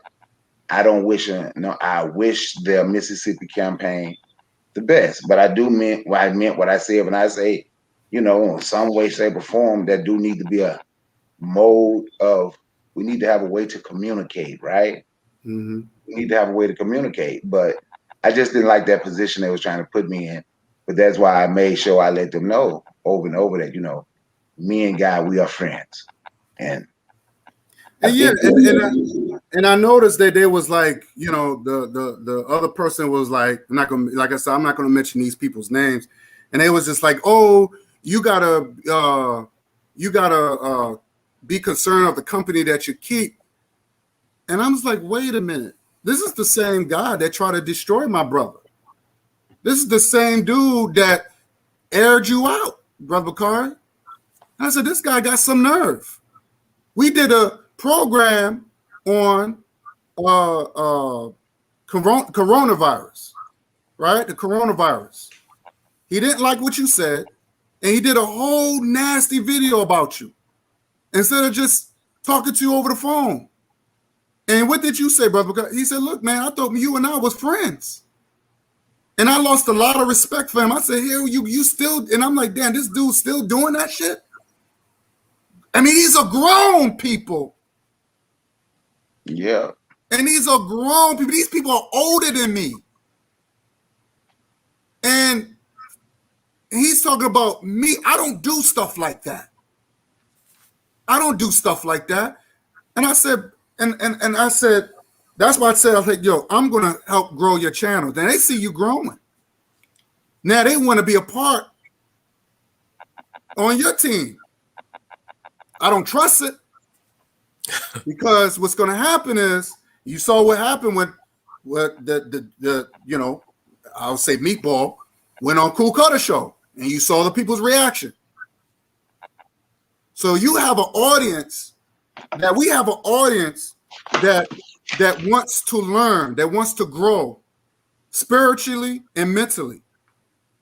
And this is what I'm about. I'm not about that foolishness, but I have a right to defend myself, because you can't slander somebody and not expect me to come back. It's not right. You know? So I said, next time, if you got any issue with a lot, because they're not coming on my platform. I'll tell you that right now. They're not coming on my platform to say nothing. I want to come on their platform. So to duke it out. So that way I can say whatever I want. Well, not really, because remember when I went on his last time, I got hung up on. Well, that's fine with me, that's even better, because that way they know they're afraid of something, and he shouldn't have done that. He should have let you speak your mind, because you was trying to educate him on something. You know what I'm saying? So I'm not for the beef, but I'm not going to let somebody slander me and think they could. Oh, you're a cyber stalker, when they know they are the cyber stalker. They the one who putting my face and saying my name, plastering my name in the title. So I don't do that to them. And you know what? I like the fame. Keep doing it. Because guess what? My subscribers are going up and I'm getting more famous. Why they keep doing it? I'm not doing it because I'm not giving them that type of clout like that. And that's not doing it. See, that's the smart way of doing it. I'm not never going to get it. So you keep putting my name, and as long as they got my name, I don't care how old the video is, and as long as you got my face on the thumbnail, and you got my name on there, if it's not, like I said, it has to be said God in Hollywood Jr. You type it in, as long as because any other name, you can't type it in, that's not me. So if this says God in Hollywood, you know that's me. God in Hollywood Jr., you can see my channel come up. As long as they got my name on it, you're promoting me. So that looks bad on them. I'm not doing that. So, but you're right, Brother Bakari. They did put you in a very awkward situation. They shouldn't have done that. You know, because it wasn't about unity. So they use these names, unity, black unity, healing, to draw in the people. But it becomes a bashing video, and that's what I watched it because I said, you know, I want to see if they're going to actually live up to the title, or is it going to be more of the same? And then, lo and behold, it was just more diss videos. I'm like, man, it was a joke to me because, you know, call it a Black Unity Conference, and then you start off dissing. And then the author came on. She started doing her usual routine. And then he had the nerve to stop her and say it's not about that. But then started getting back to the same thing himself. Right, exactly. Yeah. He stayed bullying her. And she's silly, and she let him allow it. I don't understand that shit. But it's just unfortunate. And like I said, they put our brother in an awkward position like that, and they shouldn't have done that. You know, if he says, look, he keep calling him a peacemaker. If he's a peacemaker, then where's the peace? you know that you're dealing with a peacemaker. Where's the peace? Say, look, brother, you're right. You know, maybe we need to stop the foolishness. Maybe I'll reach out to brother guy and we can work something out. I'm a reasonable man. All they gotta do is just stop mentioning people's names, especially off of some off the wall stuff that ain't got nothing to do with either one of us, you know. So you're right, but I'm glad we have this conversation, and I'm gonna focus what I'm going to do. I'm just gonna focus on and like I said. You know, this whole cyber stalking thing, she went on the Paul's channel and she saw one comment that I made on the Paul show, and I didn't go on her channel. I went on the Paul and made my comment. She got upset with that. And she made a 2-hour and 40-minute video. A 2-hour. And Brother McCarty, a 2-hour and 40-minute video attacking me, where she could use that opportunity to write another book. Just think about that. Think about how much, and then she did it real late at night. And even her sugar daddy said, look, this is a waste of time. Even he said it, which I agree. She said, why do you say that? He said, well, it's a waste of time. He said, I don't even know why we talking about this guy. Now, if he only thought like he was giving her advice, then everything would be all right. Hey, but you know something though, right? I'm gonna say this right before I go. That offer still stand. If they want to come on my platform, if y'all want to come on the platform, and like I said, I don't hate, I don't dislike neither one of them. I hope I'm being honest, I really do hope their campaigns and initiatives work. I have nothing against it. If it worked and they got some people that and it worked for them, I'll be happy for them. But I just want the beef to stop. But I got to listen offline, man, because I was busy. I just wanted to come on here and say that and let you know I wasn't trying to run nobody under the bus. I was put in a precarious position,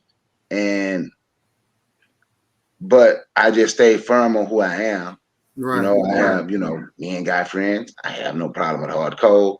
So, and there's no need for anyone to try and make one. So, like I said, I went to counseling after my wife passed, therapy after my wife passed away. Oh, One thing I learned, she said, if you want to ever get past something, get it off your chest. And that's what I told them. right. So we can just have it. They can come to the panel. And I know y'all wouldn't have a problem with that, right? No. And No. I'll be respectful.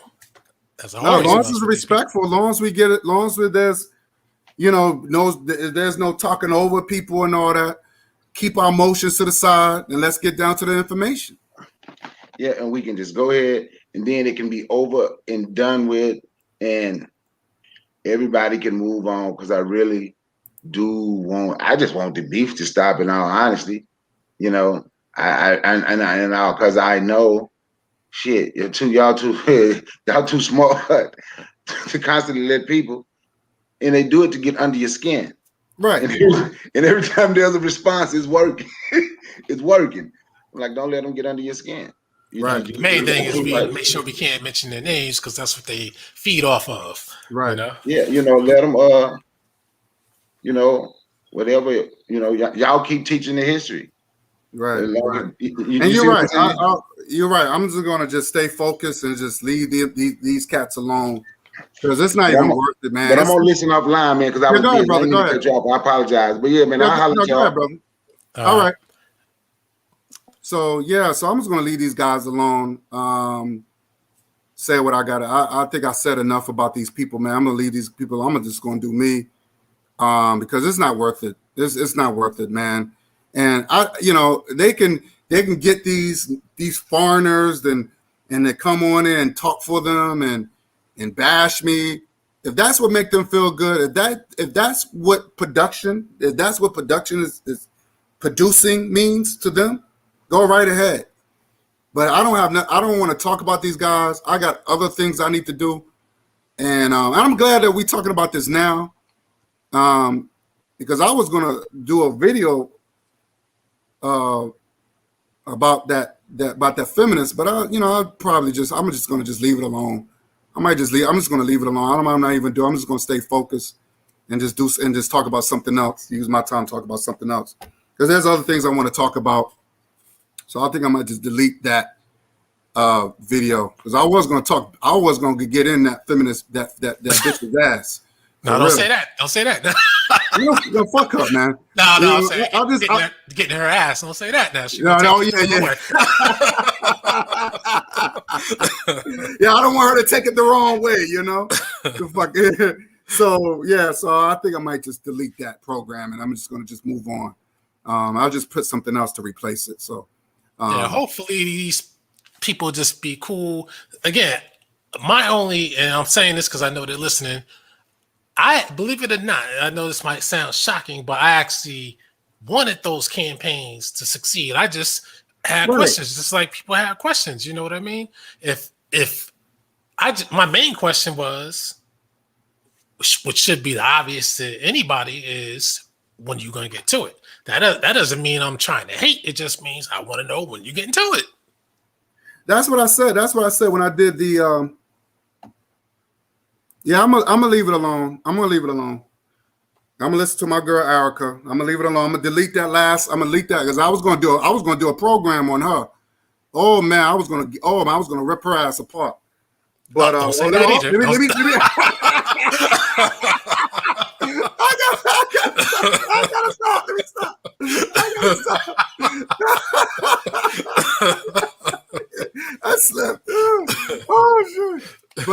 I'm gonna leave it alone. But yes, Erica, that's Queen. I'm gonna take your advice. I'm gonna take Brother Bakari's advice. I'm gonna delete the program. I'm gonna do it right after I do this live. I'm gonna delete it, and I'm gonna get into something. I really want to talk about that Derek and that June 19th stuff, because I think that was very interesting. I want to get into that, and I want to talk about that. What's his name? Kwame Brown and versus Tommy Sotomayor. That shit was funny. I don't know if you've seen that shit. A little bit. Oh yeah, I know. Tommy been trying to feed off of Samuels and Kwame Brown for the last few weeks. So yep. So I want to definitely get into that shit, man. But this is some fun videos I want to do. So I'm not gonna leave these guys. These guys don't got nothing to show for it. And I just want to say this to my brother Bakari: do not allow these people on your platform, them losers, because they had it. They was on these major profiles. They was on the Moorish World TV. They was on the Sonetters. They was on the Nepal. And now they burned those bridges. And now they all have nothing. They all got nothing. So now they wanted to get on your show, Brother Bakari, to try to fuck up your shit. So do not allow those guys to talk about their campaign, because my thing is like this. I'm a very supportive person. And just like I said in my when I did that program, when they talked about the Soul Liberation Day, I said, when they talked about it, I said, well, let me see what they accomplished, because I'm very supportive. Even if I had to donate to their cause, I would do that. But they didn't show anything. I said, where's the yeah, she said yes, talk about that. I'm definitely going to talk about that. So I'm going to definitely, I'm going to stay focused. I'm going to stay focused. So I said, well, where's the proof where's the evidence that y'all doing something? Because I want to support. Because that's what I am. Because if I see you doing it, if I see you putting the work, if I see you building like the B-Rab, he said, I'm going to open a grocery store in Mississippi. He took people's money, but there's no grocery store. Damn. Yeah, he had over $1,000 of donation. Where's the money? You notice he don't talk about that. Damn. But you want to talk about Umar Johnson. You want to talk about this person. So if he would have just stuck to that and even if he bought a little room and just started with that, that would have been beautiful. I'm a very supportive person. And if I see, just like the Little Red Hen story, right? You got the Little Red Hen story. Let's be part of, I'm definitely going to be positive, brother. Is that Cyrillian guy? Huh? That's Cooking what happened? Cooking with the Sir. Yeah, that's Sir Senior. Yeah, He that guy, he knows how to cook. Okay. That guy, she's a true chef.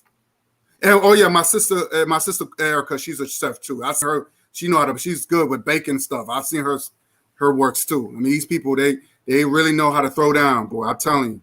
I would love to taste some of their stuff, man. They cooking, man. I'm telling you, they really. I seen their works, man. They really know how to bake and stuff. So they're really good. They're really good what they do. So shout out to Sir Cian and Erica Howard. So what I was saying. So I'm very supportive. I was like the Little Red Hen. She put in the work. None of the people didn't want to help. So now when it came after she made everything, she said, no, me and my kids going to eat this. Y'all not getting shit because y'all didn't help. But if I see you putting the work, I'm going to want to help. I'm like, well, damn, you really doing it. What can I do to fit in? But if I don't see no results and I just hear a bunch of talk, then I'm going to question it. Where is the work? Right. That's the question, and that's what they don't like about me. And they asked the same question about Umar Johnson, where is his work? But at least, no matter what other, you want to call it scam, what have you, that you feel that he's pulling, at least he has something physical that is the foundation of something that he can work with. Right, exactly. And no matter what you say, I've been a critic, but now I haven't been, on him like that. But I've been a critic, and I give him the credit because even if it's something designed to string you along, it's something. And like I said before, money is paid, taxes are owed. You have to do something with that property sooner or later. Right. Exactly. Yeah. Yeah. You just can't leave it. The more you leave it, the more it's going to cost you. Right. It's true. It's true. Yeah. It's facts. It's facts. So that alone tells me something has to be done at some point in time. Mm-hmm. But when it comes to some campaigns, people said it's 3 years. They want billboards in a state that they want people to go to. I'm like, how does that work if people are already there? What the hell they need a billboard to tell them to go there? Where they at? Right. so my whole thing, he said, was about promotion. So he's about promotion. So how much promotion that you're going to end up doing? It takes another year to keep promoting every year. You know what I'm saying? Like, what you got to give people, because he said you got to give people a timeline, right? A date. So when do the promotion ends and when do the action begins? That's the question. Now, it's not my idea. It's these people's idea, the initiative and the campaign. Where is the work? Now, my whole thing is this. You talking about controlling a state, right? Okay, fine. How are you going to do it? Are you going to talk to, there's officials, where's where you talking to the big players? That's what I'm saying. You talking to people that farm here and there. No, where is the politicians? Where you say, I'm going to donate to you, where you're going to be for our people? Where's the pay? Because you got to donate the politicians. You got to donate to these people. Right. And obviously, you're going to have to start moving them out, too, because obviously, how else you going to be? Either you're sponsoring them, which they don't need your sponsorship if they're already in their positions. Right. That's true. Or you're trying to move them out. Right. You got to move them out. Yes. Well, if you're trying to be a politician, because it's all about politics. So say, well, I want to be a politician. So, and these are the things I'm going to stand for. Donate to me, start a campaign where you can say, well, this is what I'm going to do for my people, and let people hear you out. Do your, you gotta move around. You just can't get on YouTube. You gotta be in the public. You gotta be in the spotlight. You see what I'm saying? That's how you get it. You just can't be on YouTube like that. YouTube is just YouTube, man. Right.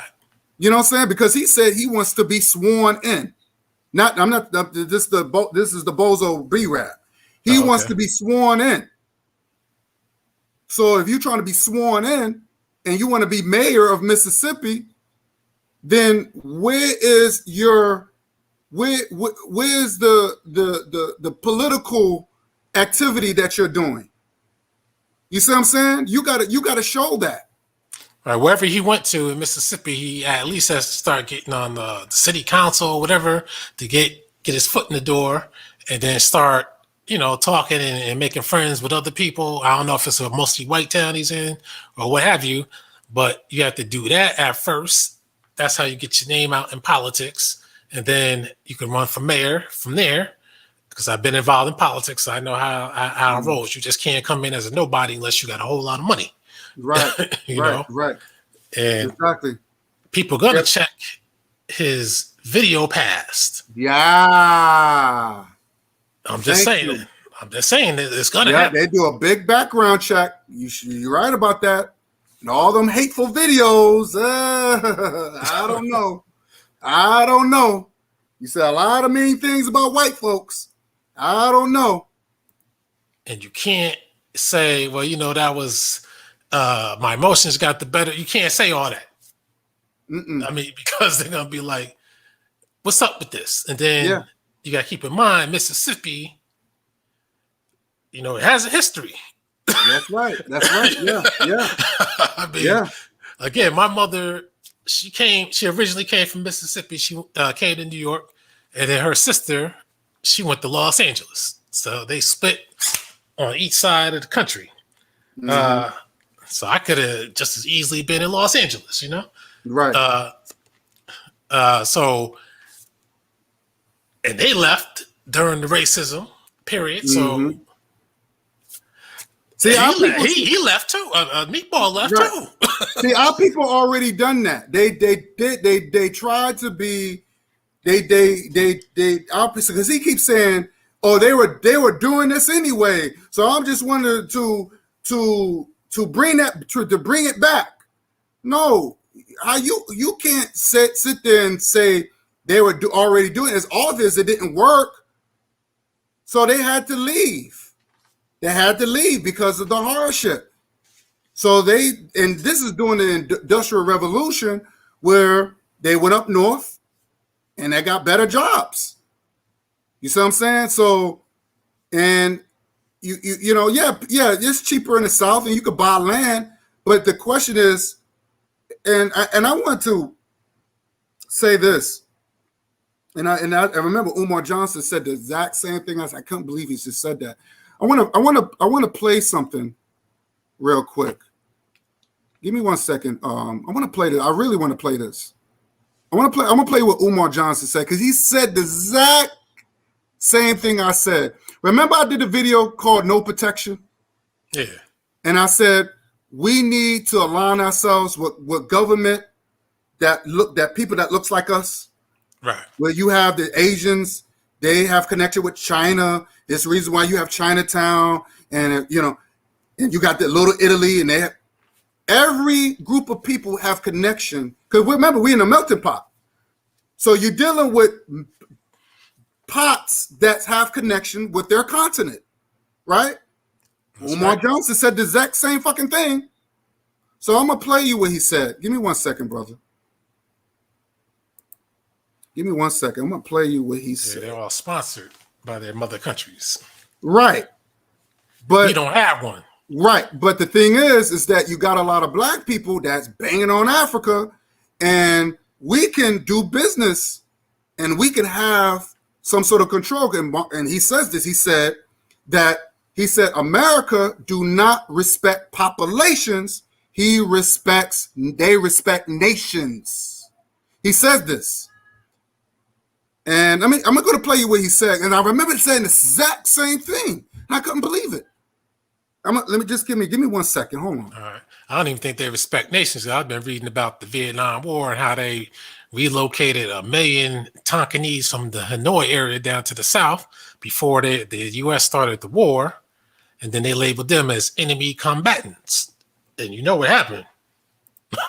Right. Yeah. But the thing is, America has a lot of interest in Africa. This is the reason why they get their gold and their diamonds and all the other resources they get from Africa. Give me 1 second. I don't know what the hell's going on here. I'm gonna pull this up. I want to just listen to what he said. You might agree with him, but he said the exact same thing I've been saying. We need to advance, man. We just can't stay just on one. Where's that shit at? Hold on, I'll tell you right now. It's right here. Give me 1 second, brother. What do you say here? Wonder if they just killed a whole bunch of those black Vietnamese during that war. That's what I wonder. Right. Is this it? Oh, trying to have it. I think this is right here. I think this is it. Give me 1 second. I think this is it right here. So remember, I saved it. Because I was like, oh, I got to save this. Okay, here we go. I'm going to share. I'm going to screen share this. Give me 1 second. Let me screen share it so you can see it. Okay, give me 1 second. Share. Screen share this.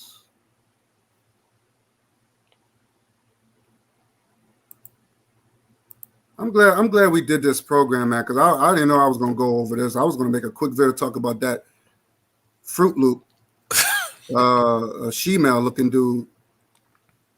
But I'm glad that we had this conversation. Because here we go. You see it? Yeah. Okay, give me 1 second. I'm gonna play it. And just listen to what he says, and see if you agree with him. Because I said this, and more than once in my videos. I'm very surprised he said the exact same thing. Here we go. American. You Negroes with your PhDs and your JDs and your MDs and your white wives and your houses in the suburbs, when you become an American? Don't nobody see no American when you walking down the street. Did George Zimmerman see an American when he shot Trayvon? Did Darren Wilson see an American when he shot Michael Brown? If y'all don't stop this illusion of inclusion, this post-traumatic slavery disease, if y'all don't cut that shit out, we too far along for that now. That's over with. Time to outgrow it. Time to outgrow it. Chinese live in every country. I see Chinese when I go to Toronto. I see Chinese when I go to Montreal. I see Chinese in Austria. I see Chinese in Holland. I see Chinese in Paris. I see Chinese in the UK. I see Chinese in Jamaica. In fact, the damn Chinese is going to buy up Jamaica if them bougie-ass politicians on the Jamaican island don't stop selling the land of Garvey and Marley away for 30 pieces of silver. I'm going to say it again. I said Jamaica, the land of Garvey and Marley, is in danger of becoming a Chinese colony because the bourgeoisie Jamaican politicians keep on selling everything on the island to China. And they need to stop. How dare you let the land of Garvey and Marley get sold into the Red Empire? But anyway, Chinese are all around the world, right? All around the world. They're everywhere, right? So then, when's the last time you seen a homeless Chinese? How often do you see Chinese in non-Chinese jails? When is the last time you've seen a Chinese juvenile beat or murdered by a police in any country outside of China? You don't. Do you know why? And by the way, Chinese have gangs. Oh, yes, they do. Chinese have gangs in America. Chinese have gangs all across the world. But they're never beat by police. They never killed by police. You ain't never had a Chinese Michael Brown. You ain't never had a Chinese Sandra Bland. You ain't never had a Chinese Trayvon Martin. You ain't had a Chinese Philando Castile. You ain't had a Chinese Tamir Rice. You ain't had a Chinese Alton Sterling. You haven't had a Chinese Freddie Gray. Why not? Why not? You know why? Because China ain't having that shit. I'm going to say it again. China ain't having that shit. You understand? Countries know that you better not mistreat Chinese people or there will be hell to pay. That's why they don't mess with Chinese. When's the last time you've seen a European Jew beat up by police? A European Jew in the unemployment line. And you don't see too many of them going to jail either. The same thing for Arabs, the same thing for East Indians in countries outside of their national homeland. Because strong nations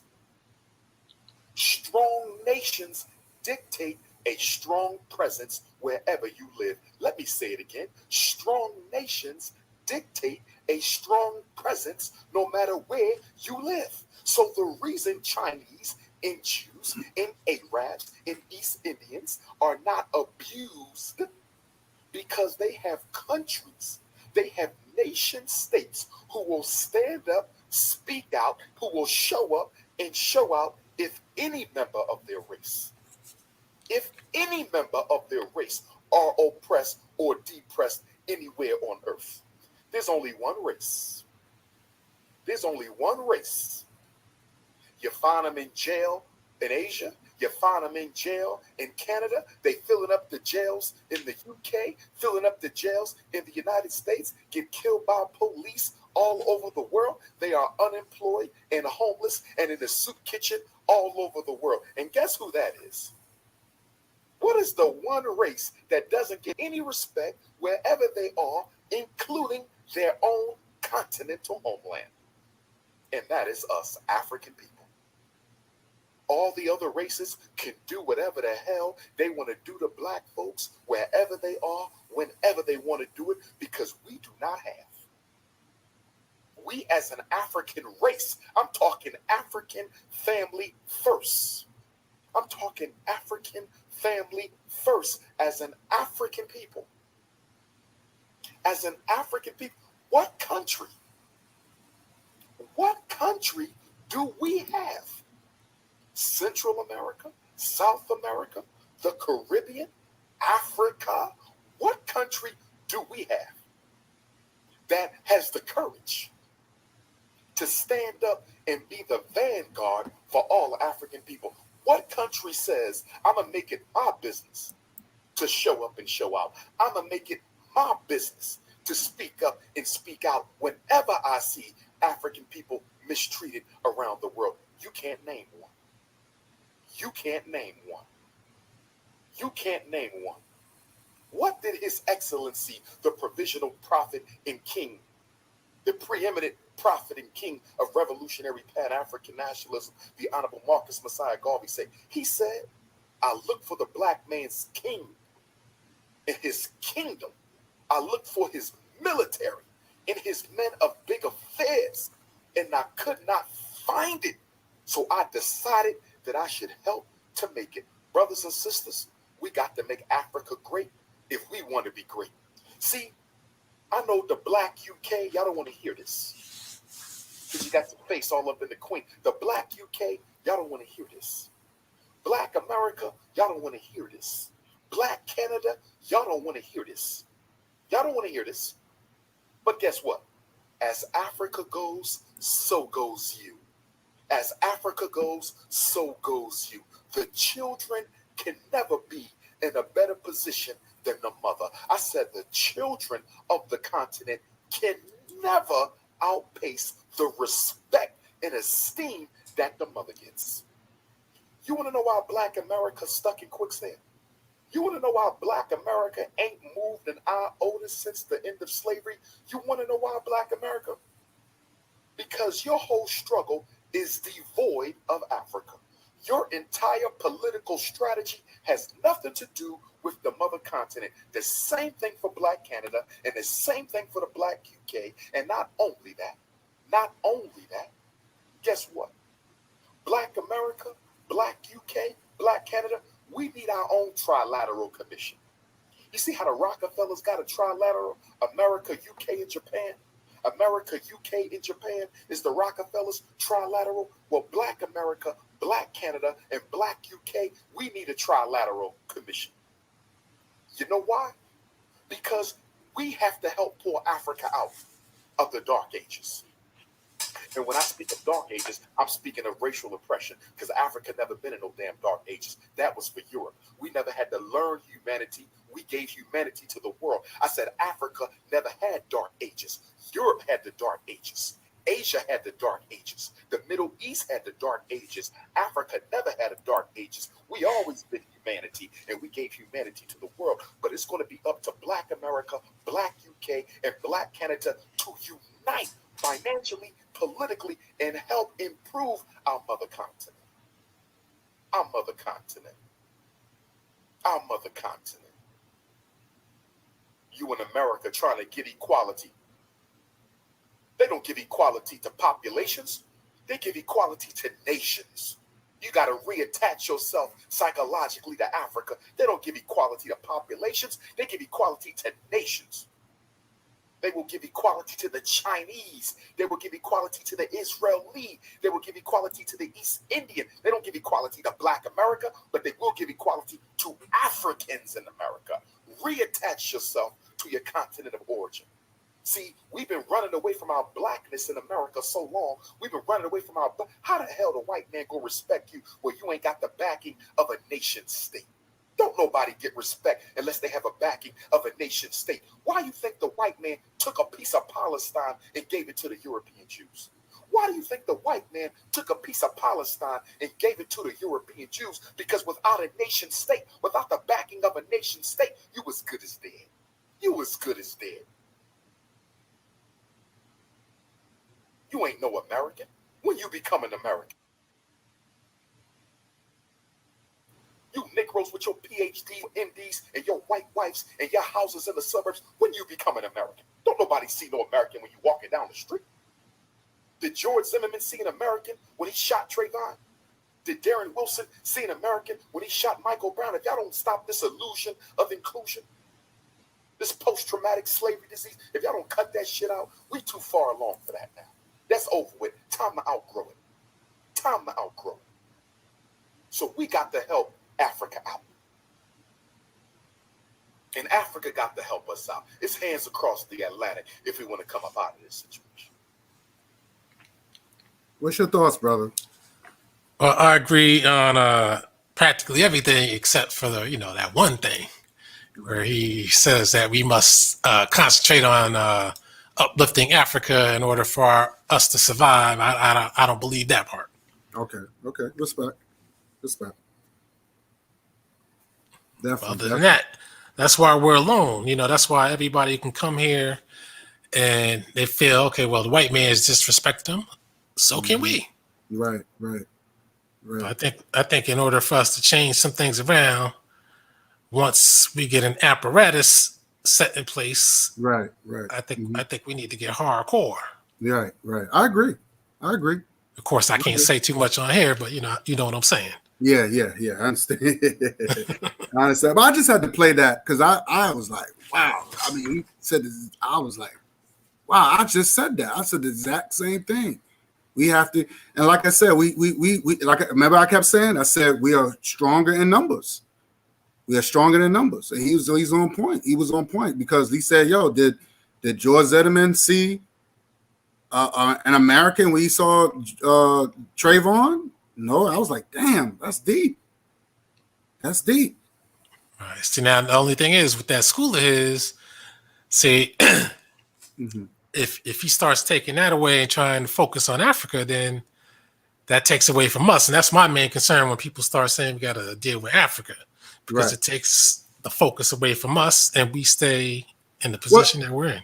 Well, no, the school is definitely for us. I mean, remember, I think a lot of the times when we look, here's my thing. I think we got to focus on us, right? We got to focus on us because that's the only way we could prepare ourselves when we go overseas to make, like you said, to do commerce with our own people or people that look like us. That's the only way. We have to prepare ourselves mentally. But if we have this mindset, this European mindset, where then they'll look at us like, oh, you're trying to be like the white man. You're no different. Then we'll be considered the enemy in blackface.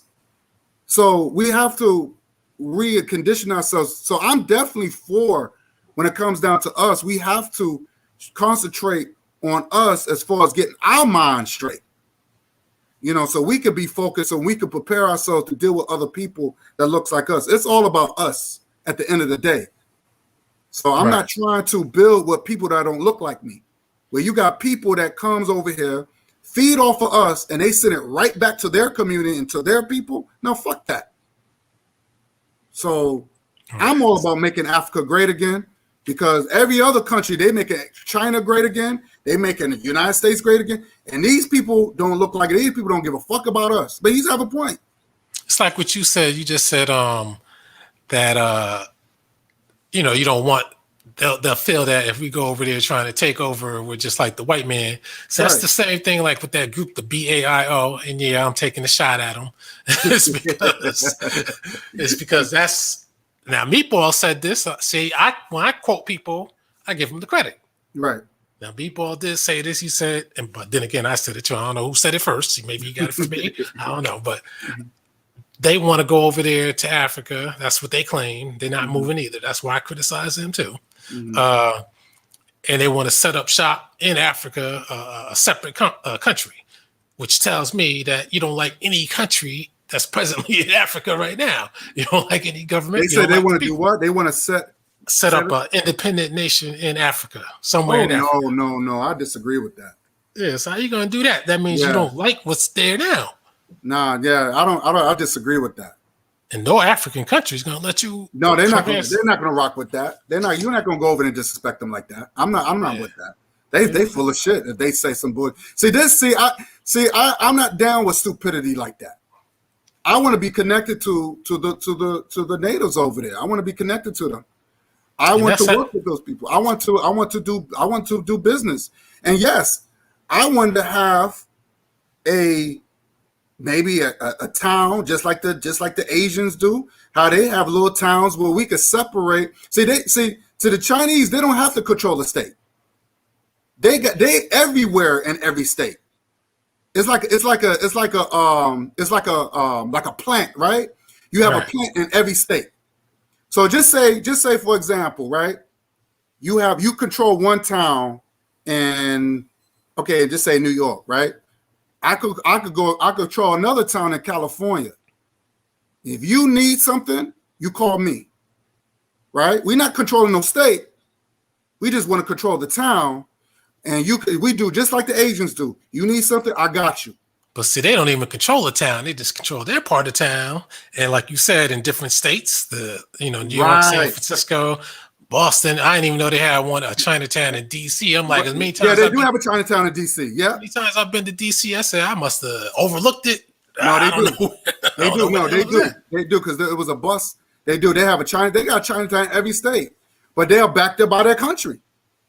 You see what I'm saying? And you see the Chinese restaurants, they got that network. Yeah, they got the network. Yeah. They got this shit on lock. That's what I want to do. I want to have we only work for black people. I want to only work. I don't care where you from. If you got that mindset that hey, let's work together. Let's keep the dollar circulated. Marry black people. I'm all for it. You know, Garvey said he want his race pure. You know what I'm saying? So we got to keep that dollar circulated 100 times before it leaves our neighborhoods and stuff like that. I won't call it neighborhoods. I'm talking about communities. When we actually purchase stuff and if we need something, we can call. We can have some sort of backing of a country. Because United States. Let me tell you something.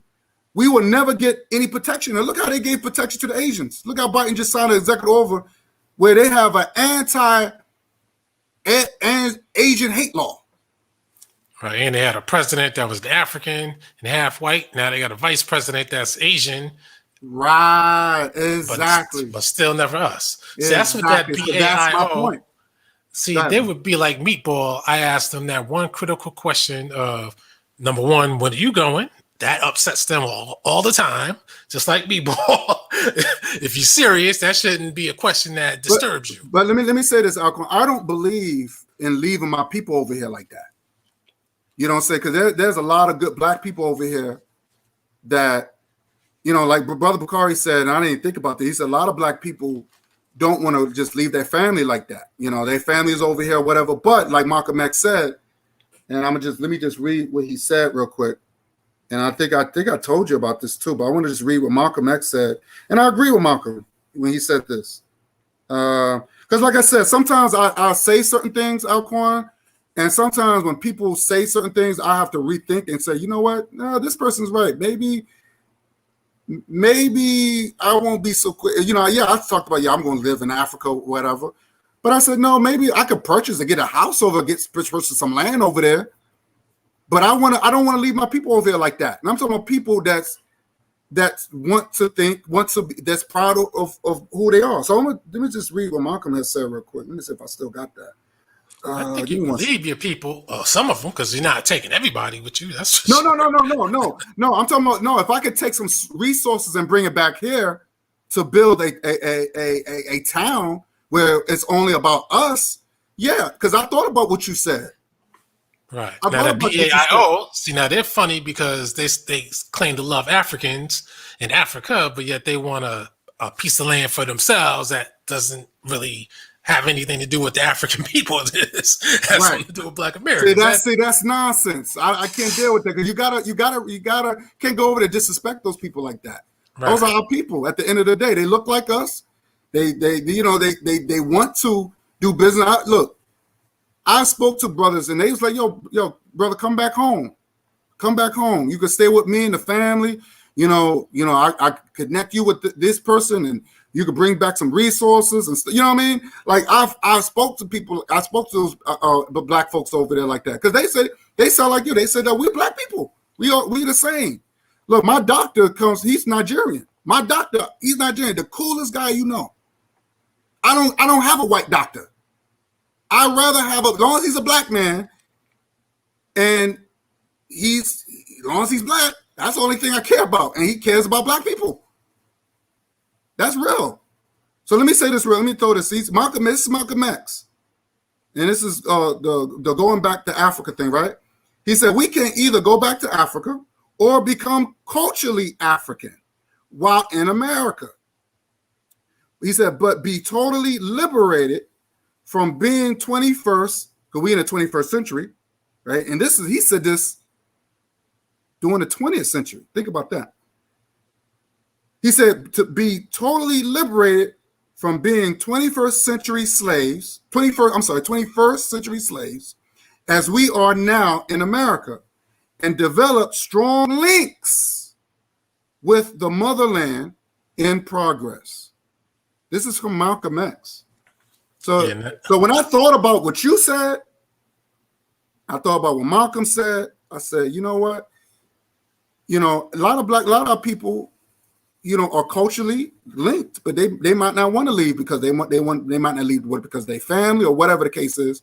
So why not go there and, you know, and have it where we can set some sort of link where we could connect to a government to protect us, and we can nationalize ourselves as a nation of people where America gonna have no choice not to fuck with us. So now not only they're gonna have to deal with us, but they're gonna have to deal with the brothers from Africa. You know, we'll become a unit. Yeah, you still got to be a strong nation. In other words, you got to be strong enough that if, let's just say, I'm trying to think of a small European country. Let's say Bulgaria. Let's say if Bulgaria says, you know what, you got something I want, I'm coming in to invade your country and take it. If you can't prevent them from doing it, then you really don't have any power. Right. And I picked Bulgaria because that's, you know, a weak country in Europe. Right, so. Right. That's true. Yeah. But you got some African countries that are very strong. I'm going with the strong. That's what I'm going. I don't go with no weak. I go with the strong. According to what I looked at, the strongest militarily is Egypt, Nigeria, and South Africa. Right. And Algeria. Right. But look, we are very intelligent people. We have skills that we can share and make things stronger and make countries strong. We have that ability. But some of us are not financial, you know, sometimes it takes money to do it. You know what I mean? I don't have that type of wealth like that. But when you see, that's what gets me mad, when you see people like Brother Polite who always flaunt their money, but he's not going over to the motherland and helping these countries become strong. And he's an actual African. Exactly. That's my point. The hypocrisy. See what I'm saying? He's giving all his money to these white-owned businesses where he could be setting up shop in the motherland so we can have some sort of fucking protection over here, just like every other fucking nation. But see, that's kind of where my counter argument comes into play, because I always say, see, they want what we got and more. And and a lot of people talked us into wanting what they got, which is really nothing. Right. That's true. You're right. So, I mean, that's why with the BAIO, I'm like, okay, your goals don't compute, but if you at least started the goals, then I could respect that. Like what's that guy? You got the Yahweh Ben Yahweh, and then you got those other Demona Israelites. See, even if you don't believe in what they're talking about, I give them credit. Not the Yahweh Ben Yahweh, you know, he was killing, but my point is, no matter what, they actually went and did what the hell they said they wanted to do. Right. That's my whole point. Right. Yeah, exactly. That's true. I haven't really been keeping up if the Israeli government kicked them all out or not, did they? I know they said they were trying to. I don't know. Which is kind of crazy because they met all the requirements that they said they needed to stay when they first got there. The only difference is, which I hadn't realized, is that the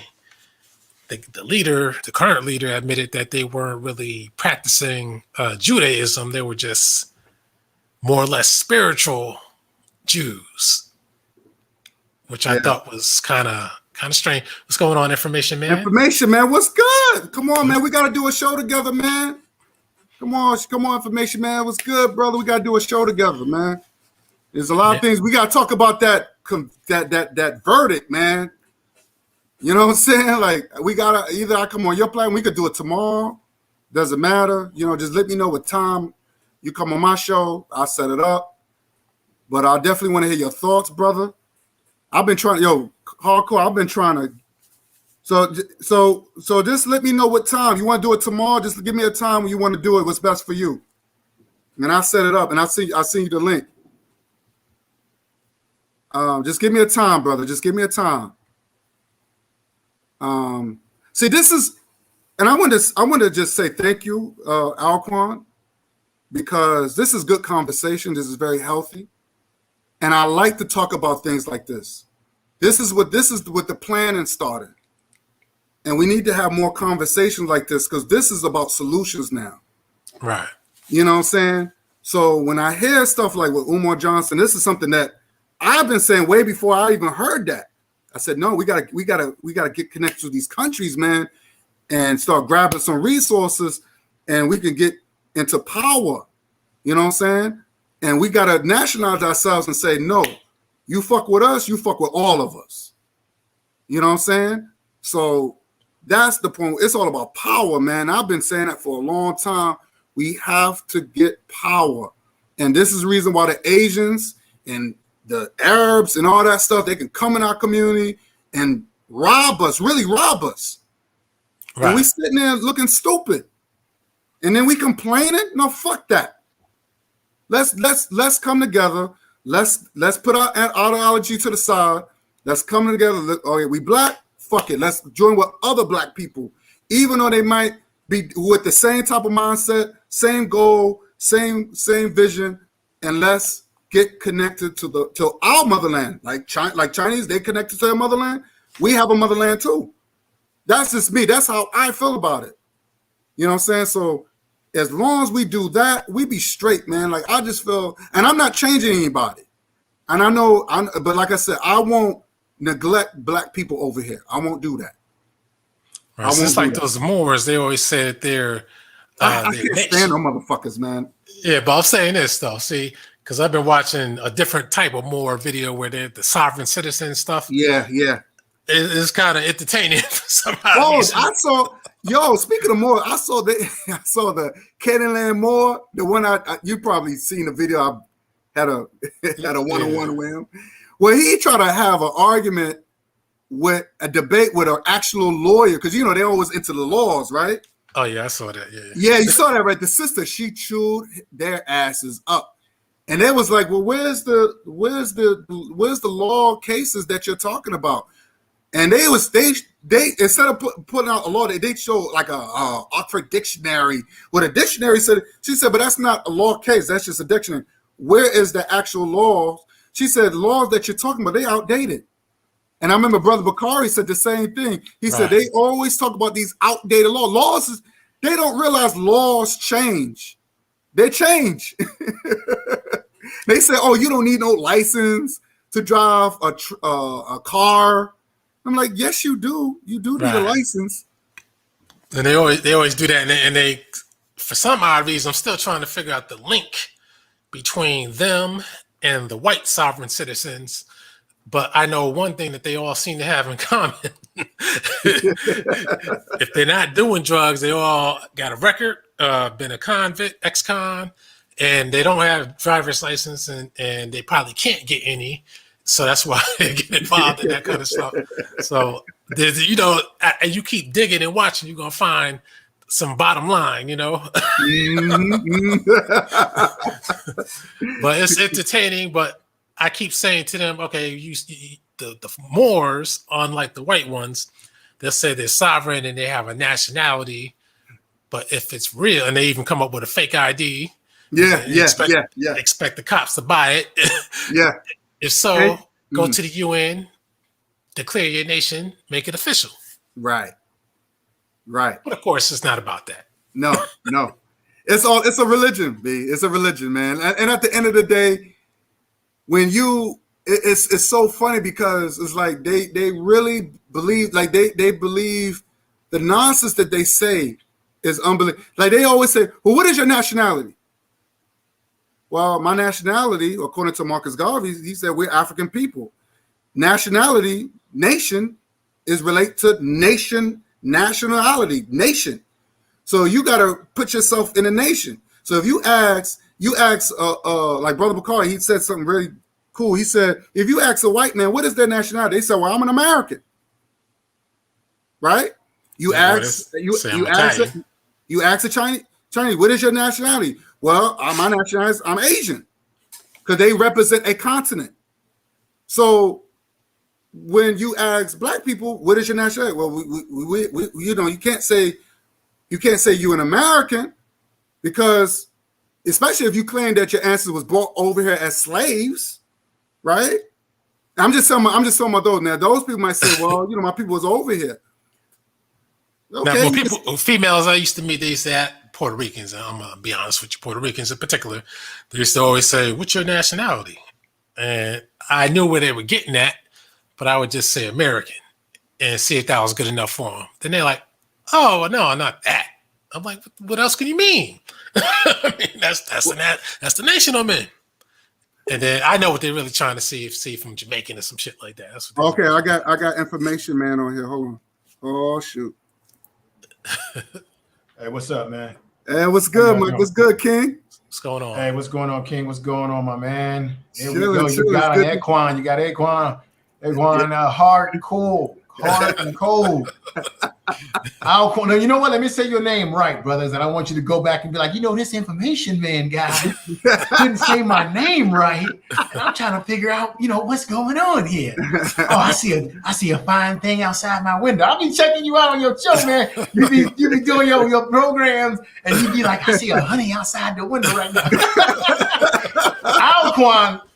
Is it Alquan? Let me say it right, man. Help me out. Alquan. Alquan. Okay. Sometimes man, I wish I could record it when I'm saying it. Yeah, man, but let me let you know what's going on in Hollywood. Tomorrow I actually have scheduled, but it's something that was in the works, or I'm talking about the reverse migration. I got a part 2 with Ray Alexander, a brother that came to me. So what we're gonna do is, what is your schedule the rest of this week? The rest of the week, well, I'll be. Sometimes I get off at work, man. I just relax when I come from work. But Friday, I'm good. Friday. What is it? After work, is evening at night? Evening is cool. Evening is cool. I would say about 8:00. Are you in the West Coast, the East, or the Central? I'm on the East Coast. Yeah. Yeah, because I'm in the West Coast. So by the time I don't really get home during the week, Tuesday through Friday, I get home about Western time, of course, between 6:30 and 7, which would put it a little late for you. Oh, okay. Okay. So weekends are good for me. All right. So let's do it on the weekend then. Let's do it on the weekend. Let's schedule something. We can talk about a lot of other subject matters, brother. So let's schedule something for next. Let's go with what's good for you, Saturday or Sunday? Saturday, perfect. Saturday's perfect for me. All right, let's go Saturday. Maybe that works. Do you want to do because we can do it your time? Do you want to do Saturday night? Let's do 6. What about 6:00? That's even 6:00 your time? Yeah. So that would put me 3, 4, 5. That'd be 3:00. That's 3:00 my time. Oh shoot. All right. So shoot. I don't want to. Is that too early for you or what? No, it's something that's too early for me. We can we can move it up. It doesn't matter. What about 5? What about 5:00 my time, which is 8:00 your time? Yeah, we could do that. That's perfect. All right, let's do something like that and so get it going. Let me just write this down. That's next Saturday, or what Saturday is that? That's I can look at my calendar right now. That's okay. I'll tell you, that's going to be next month, of course. So we're looking at the 3rd. Okay. The 3rd of July. Okay, Saturday the 3rd. Okay, cool. I'll put that on my calendar. Perfect. and we'll talk a little bit about any and everything. There's a lot going on, so there's Yeah, plenty we for us to definitely get into. definitely. Well, that's perfect. That's perfect. Right. I can. So- So, you want to come on my show or you want to come on your show? You can come on my show. You like come on your show, or I would like to bring you on my show because I want to Right, let yeah, all right, everybody so know come on about your channel. Okay, And I'll come on promote your show. channel. Yeah, I want to do that so we can promote the channel. Oh, perfect. And get folks knowing about who you are, and get my audience checking you out too as well. So perfect. let's do that, and then that. and then what we'll do is we'll extend the invitation where you can come on over to my channel, or I'll come over to your channel, and same thing. Okay, And then I appreciate that, brother. I really do. And then at some point in time, when I'll have a panel or do something like that, we can get Brother Alquan on. Oh yeah, let him talk his stuff too. That I'm familiar with the brother and Brother Bakari's cool. My brother Bakari, he's cool. Definitely a deep brother. You know about Brother Bakari? I've heard of him. Yeah, I think I'm a little familiar. So we can do that, man. Really have some because this is my position right now, and I was telling because I saw Alquan over there with me today on Psychopathia channel. Yep. We were having this conversation about I'm getting to a point where I got to be more selective in terms of the type of panels that I go on, where I know I'm gonna get an intelligent conversation that leads to a solution, that brothers are analytical in their thinking versus there's a lot of Negroes on YouTube who get on these channels, especially in this manosphere, and they do a whole lot of talking and they don't know what the hell they're talking about. You can tell that they don't know history. You could tell they've never studied history. They don't think analytical.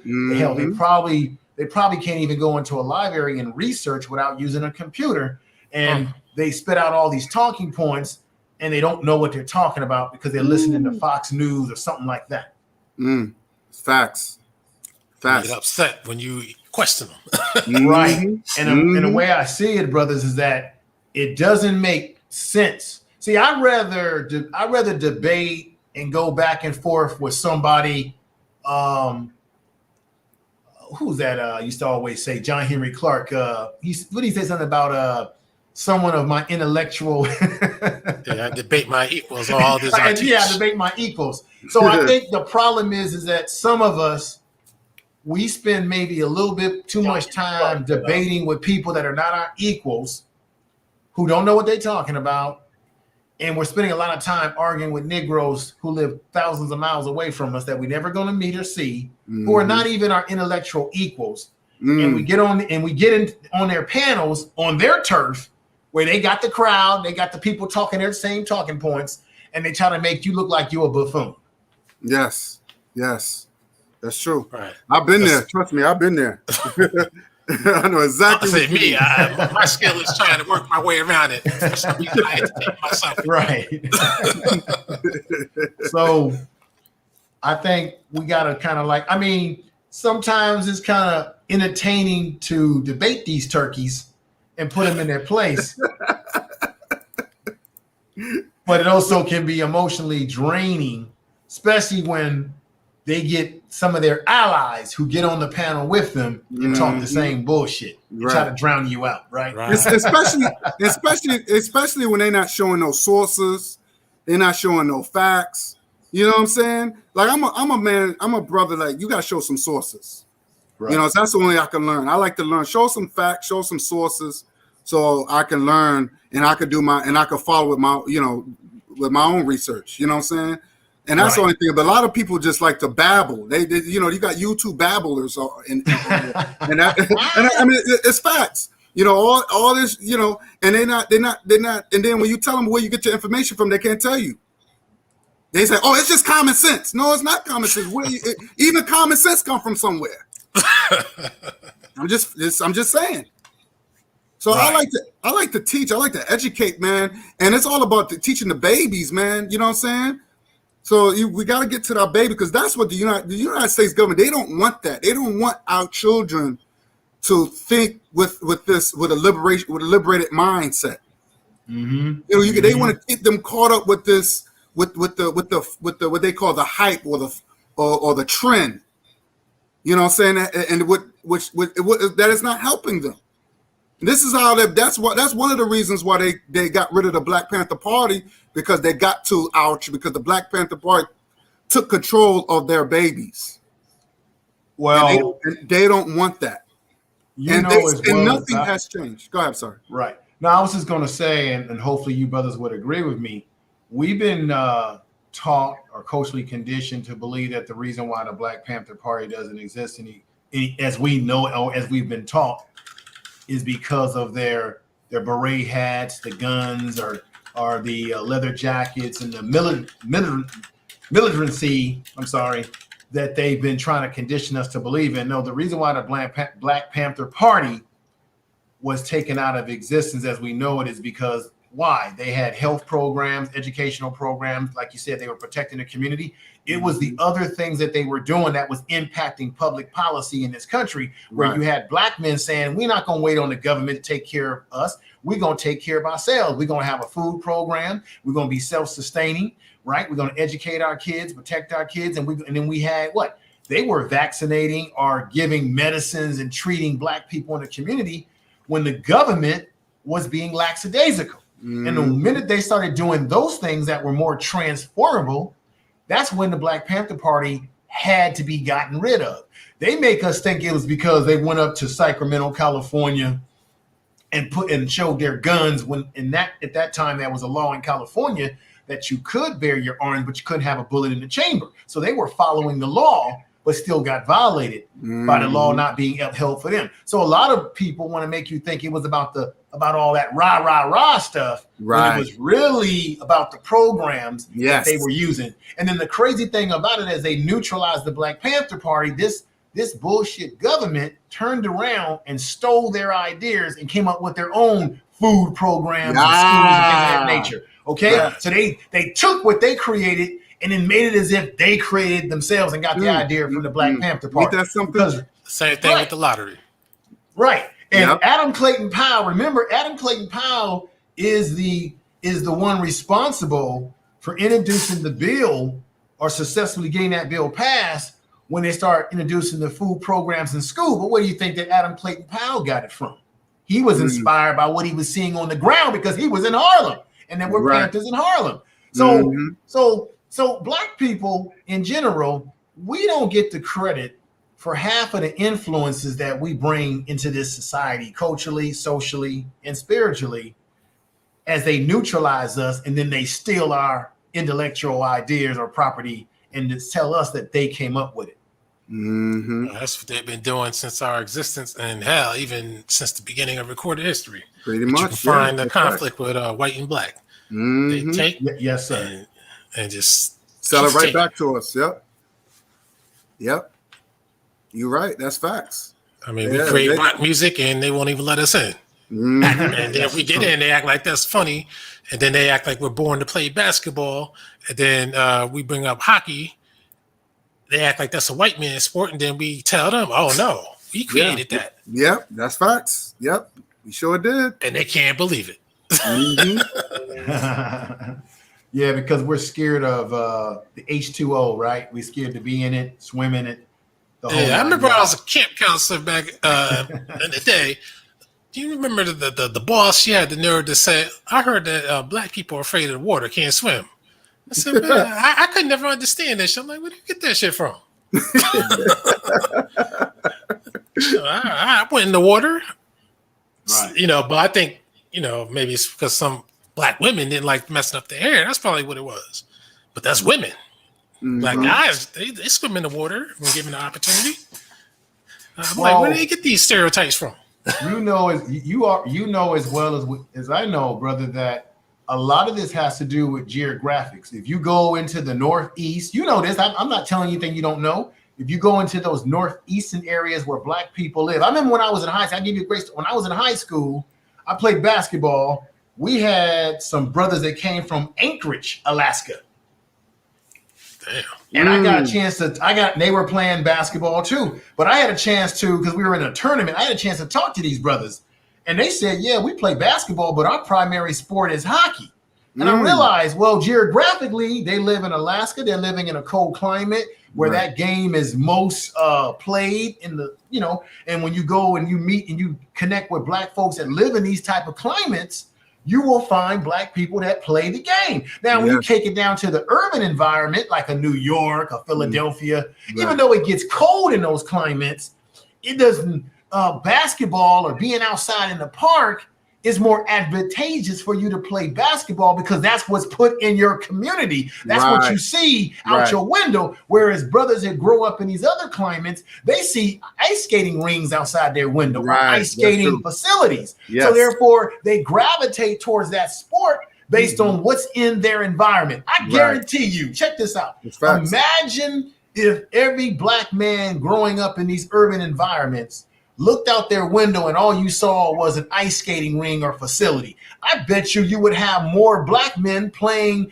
in the what do you call it? The National Hockey League? Yeah. If you were to take the playgrounds and switch the sports that are in our playgrounds to something else, you would see us dominating in population in that sport because that's what's in our environment. Right, exactly. Because before Black people got into basketball, Jewish people were playing a lot of basketball because Jewish people were also put in the ghettos, or where they were all living together, and they began taking up the game of basketball because hoops were in their community. And then, of course, as Black people begin to migrate from the south to the north into these urban settings, what was in those urban settings? Basketball courts. Right. Because all you need, to play basketball, you need is a ball and something to put it through. Right. And when it comes to hockey, you need that ice skating rink, which are mainly in white areas, and of course the hockey equipment, the pads, and the sticks. That costs money, and Black people just don't have that kind of money to be spending on that. But even though we don't have that kind of money, I bet you if we had community centers, if you flip the script and you had community centers that mainly offered that type of sport, right, where they have some whether it be broken down equipment or some equipment, you would have a lot of Black males in particular that would have been introduced to the sport of hockey, and it would have come to maybe like it or become stars in the sport. You see, so whenever you give the Black man opportunity, what do? We take it over and we dominate it. Right, exactly. That's why they don't want to give us the opportunity. Right. And they know that we're gifted people. We are so gifted. And like even if you look at all these sports, right? Baseball, basketball, they all used to be dominated by whites. But the games were so boring. when Black people took it over, guess what? It became exciting. Right. It became exciting. I mean, you had Julius Erving. Look at all the greats. You know what I'm saying? Even in baseball, you had what's his name? That Robinson, right? Hank Aaron. Yeah. Right. You had all Strawberry. I mean, you had all these guys. So that's why when you do it, the most popular sports are the ones with the most Black people. NFL, basketball, boxing, baseball. Boxing. Yep.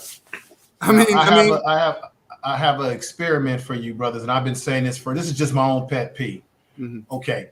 If you go back into history, when they didn't allow Black men to play in the quote unquote SEC, which one of the racist ass football conferences, if you go back and look at the history, all of them were right. But imagine at one point in time, they didn't allow Black men to play in those schools at all. So where did most Black talent go?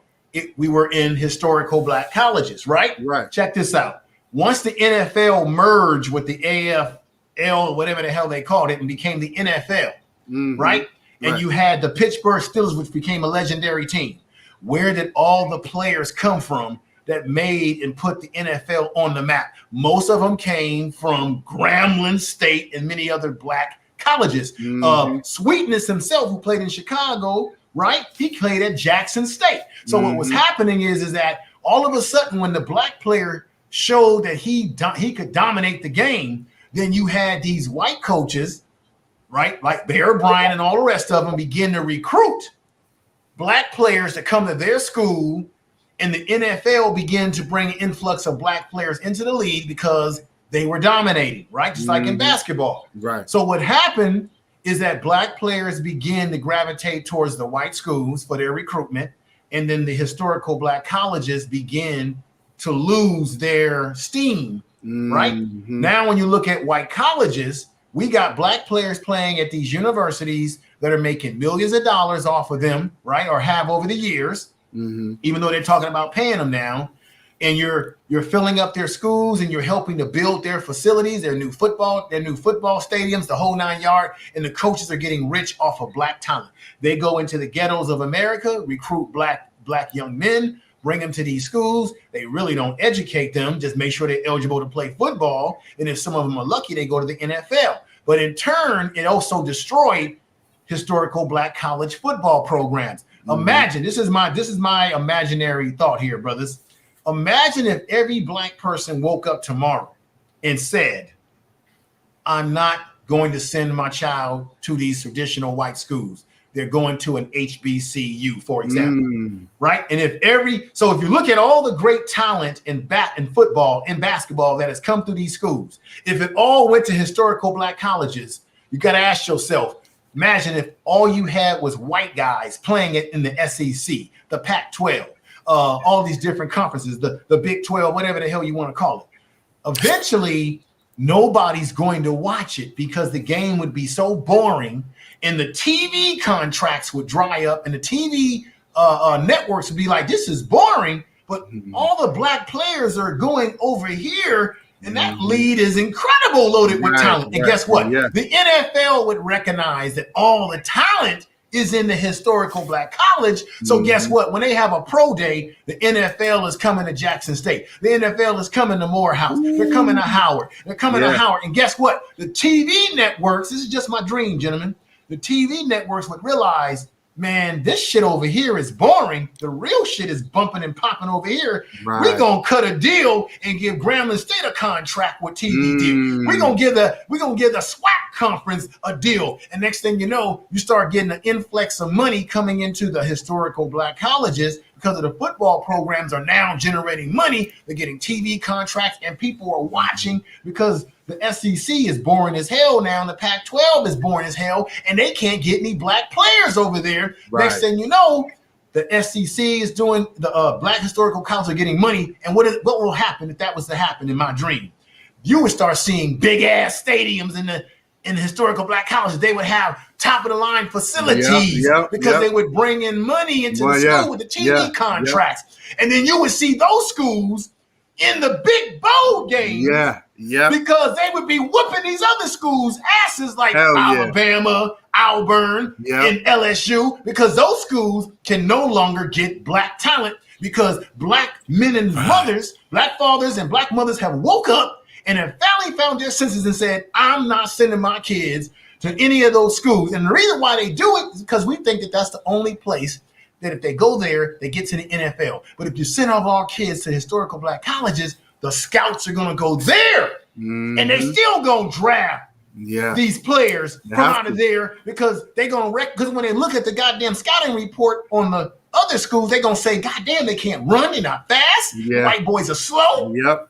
They might still be able to draft the white boy quarterbacks. Right. But as far as like a running back, cornerback, defensive back, wide receiver, they're going to be like, God damn, they're slow. They're going to, let's say the 49ers are my favorite team. So if I'm a scout and I go to this plenished league that doesn't have any black players, I'm going to say, sir, I went to Alabama, I went to Auburn, and the white boys are slow. They're not fast enough at receiver. They're not fast enough at running back. They're not fast at cornerback. But when I go down to Jackson State, Mississippi, God damn, they fast as hell down there, brother. That's what I only saw those games broadcast on BET. That's the only place I can ever recall back when BET was black, I believe, that they ever broadcast historically black university football games. That's the only place I saw too, Alquan. But if my dream could come true, you could flip that goddamn script. But the problem is black people are not on code. We're still running around acting like slaves. And because we have a slave mentality, we think the white man's ice is better. So therefore, we send our kids to the white schools because we figure they're going to have a better shot at the NFL, which they do because why? We sending all our goddamn kids there. Yes, facts. That's true. Yeah. Matter of fact, I was having a little mini debate with some guy on YouTube because I forgot which. You always debate. I like it, but this one was a typing one because it was some white guy won, I think it was 100 meter or something like that in a trial, Murphy, and I said I got to read the comments because I know what's going to be in it because a white guy won. So I know white people are going to be like, yeah, we got it this time. So they said, how come nobody's promoting this guy? So they said NBC is racist. I said, well, NBC is white. White on. I mean, how's it racist? Yeah, you got to blame the white man. That's what I tell them when they complain. Oh, this media won't show this. I said, oh, it's because of race. I said, you got to blame the white man. So we get into that little mini debate, and I said, I knew some of you guys are gonna bring up the race because you finally see a white dude beating some black dudes. Yeah. Check this out. Have y'all heard this incident that took place? This is the thing. Everyone's talking about critical race theory, which is really black history. I don't like getting into that whole critical race theory, the terms that they're using to try to demonize black history. But check it out. Have you noticed they say, well, these people that argue against it will say, well, Dr. King said, judge a person by their character and the content of who they are, right? Right. Check this out. You brothers heard about this. There were 2 black girls in Mississippi. They won the valedictorian, whatever you call it. They won out because of their academics and their involvement in the school, right? They both won out. The white parents were so upset that they went to the district and to the teachers in this school and said, something's not right here. How could these 2 black girls win, right? So they demanded for there to be a co-valedictorian, a co-chair to it, right?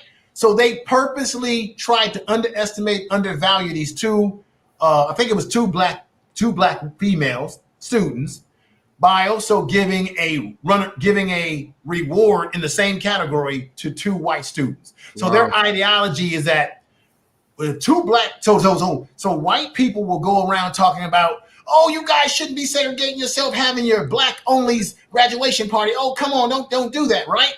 And when 2 black youngsters went out academically in the school over everybody, now all of a sudden white people want to have a separate thing now and say, well, we got to still reward some white kids too to balance it out. Wow. So that's your so-called judging them by the content of their character and who they are.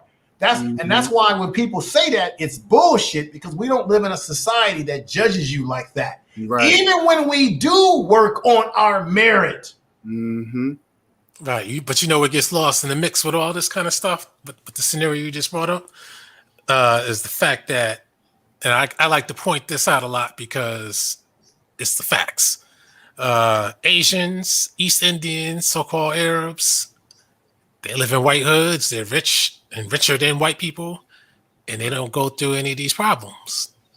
So that's why I don't want to hear nothing about nobody else being oppressed or some Asians having some issues.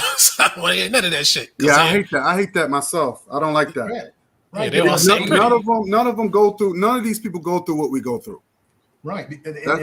And check this out. I live in California. I lived in the Bay Area for over 30 years. I've been around a lot of Asian people when I was in high school because of, the Bay Area. San Francisco has a high number of Asian people who come from all over the world.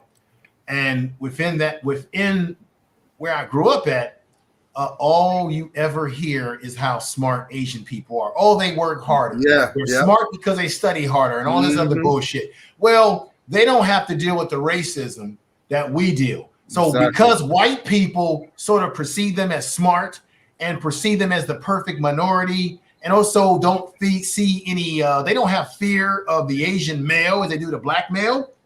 They don't have the same obstacles thrown in their way when they are executing and achieving academically. You take a black man, even when we are achieving academically and doing well and excelling in school, we still got to deal with the bullshit within our excellence. I know that because you're looking at a brother on this panel who graduated with high honors, went on to college, did well in school, and I still was dealing with racist teachers, racist principals, Same racist here. basketball coach, Same here. racist every goddamn thing. Yep. Same here. Yeah, me too. Even in college, man, Mhm. they almost kicked me out because I had a dispute with them, and they wanted to give me a fucking D. I'm like, how do I get a D? And I did everything right. I said, this is bullshit. But I was one of only like 5 black people in the class taking the damn fucking major. I And give you know you. what's- You know what's sad about that too, brothers? To a certain degree, we're always behind enemy lines because when you go to college or even high school, depending on what kind of, if your high school has a mixture of different people, especially in college, Yes. your professor, your white cracker professor, he will always be able to point you out like raisins in a sea of milk Yeah. and raisin bran. Yep. He always knows because when they have these, no, I'm talking about when they have these big ass classes where you got 200 100 people. Yeah. The professor always knows how many black people he has because he'll say, I got 3 niggas over there. I got 3 female niggas over there. So that means I got 1, 2, I got 6 Negroes in this 100 class. So at any time you don't show up, they'll say, okay, 1 Negro is missing today because I know I got 1, 2, 3 Negroes. So I got 2 Negroes today and I got 1 Negress over there. No, I got That's 2 so Negress. true. That means 1 Negress is missing. They always can keep a body count on our black asses. Yep. That's so true. I remember I argued with one professor. It was an elective. It was a theater class or some shit like that. We had partners, so whatever the partner would get, you would think you would get. My partner, a female, white type of female, she got a fucking B plus. I got a D plus. And I went to him. I said, "How come I got a D plus in theater?" I said, "What the fuck is going on here?" And he just got a brand new job to the University of Chicago, so he was leaving after that semester. I said, "Dan, this is how you leave it? You gonna give me?" I argue. He's like, "I'm gonna work it out. And he left. And by the time I got the grade, I got the D plus. I said, "This motherfucker." I said, "Yeah, this is how he does it." You got the new job. You would think you got a new job. You think you just say, "Fuck it, everybody gets the fucking A minus." Right. Yeah, bro. Man, this is a great I gotta get y'all on, man, and chop this up. Hey, Alquan, if you don't mind, brother, if you feel okay with it, man, put your email in the private chat so that I'll be able to send you an invite and get y'all brothers up on a panel. So we can chop this kind of work, because this is excellent conversation. Look, Nolly. When I was in school, man, I was into computers. I was very gifted in certain areas. And we had one of these Uncle Tom, type of coon type vice principal. And my father and my mom, they were furious because I also was a musician. I played violin in school. They tried to take me out of certain classes and out of my musical. And my mom and dad came up there and said, "What the hell are y'all doing? Why are you taking this young man out of certain good classes that he needs to be well-rounded, and then you also keep him from getting his computer classes?" They raised all type of hell, and they knew who I was from day when I graduated. And then this same Uncle Tom, back in the day, I used to break dance back in the early 80s. So in our school, they didn't want us. Check this out. This shows you that they want us to fight each other. They did not want us to dance on our lunch break in school. They didn't want us to break dance. Even though when we were break dancing, we were having fun. Nobody was fighting and putting up their dukes, right?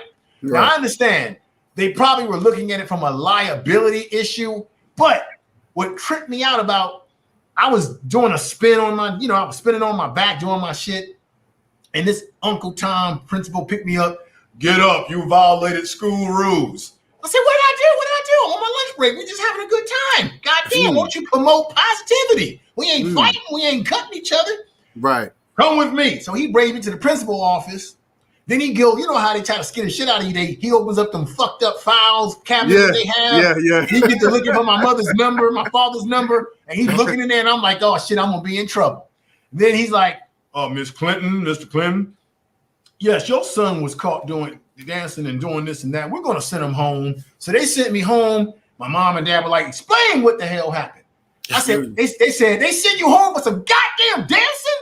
on your lunch break and you ain't fighting nobody? You a good student, you on the top of your class, and you not fighting other students? Y'all coming together in a friendly way. So they both came up to the school and they told the Uncle Tom principal, and then the head principal came in, and both my mom and dad told them, if my son is cutting up in class, if he ain't getting his lessons done, if he's bullshitting and bringing weapons to school and fighting people, all right, and my son is a goddamn top student in school, don't you ever send my son back home for some goddamn dancing. Right. On his lunch break, if he ain't doing nothing disruptive in the classroom or to other people in the school. You hear me? Do you hear me?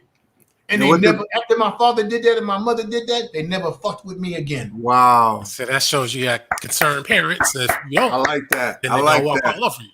That's what's up. We need more parents like that. We need more parents like that.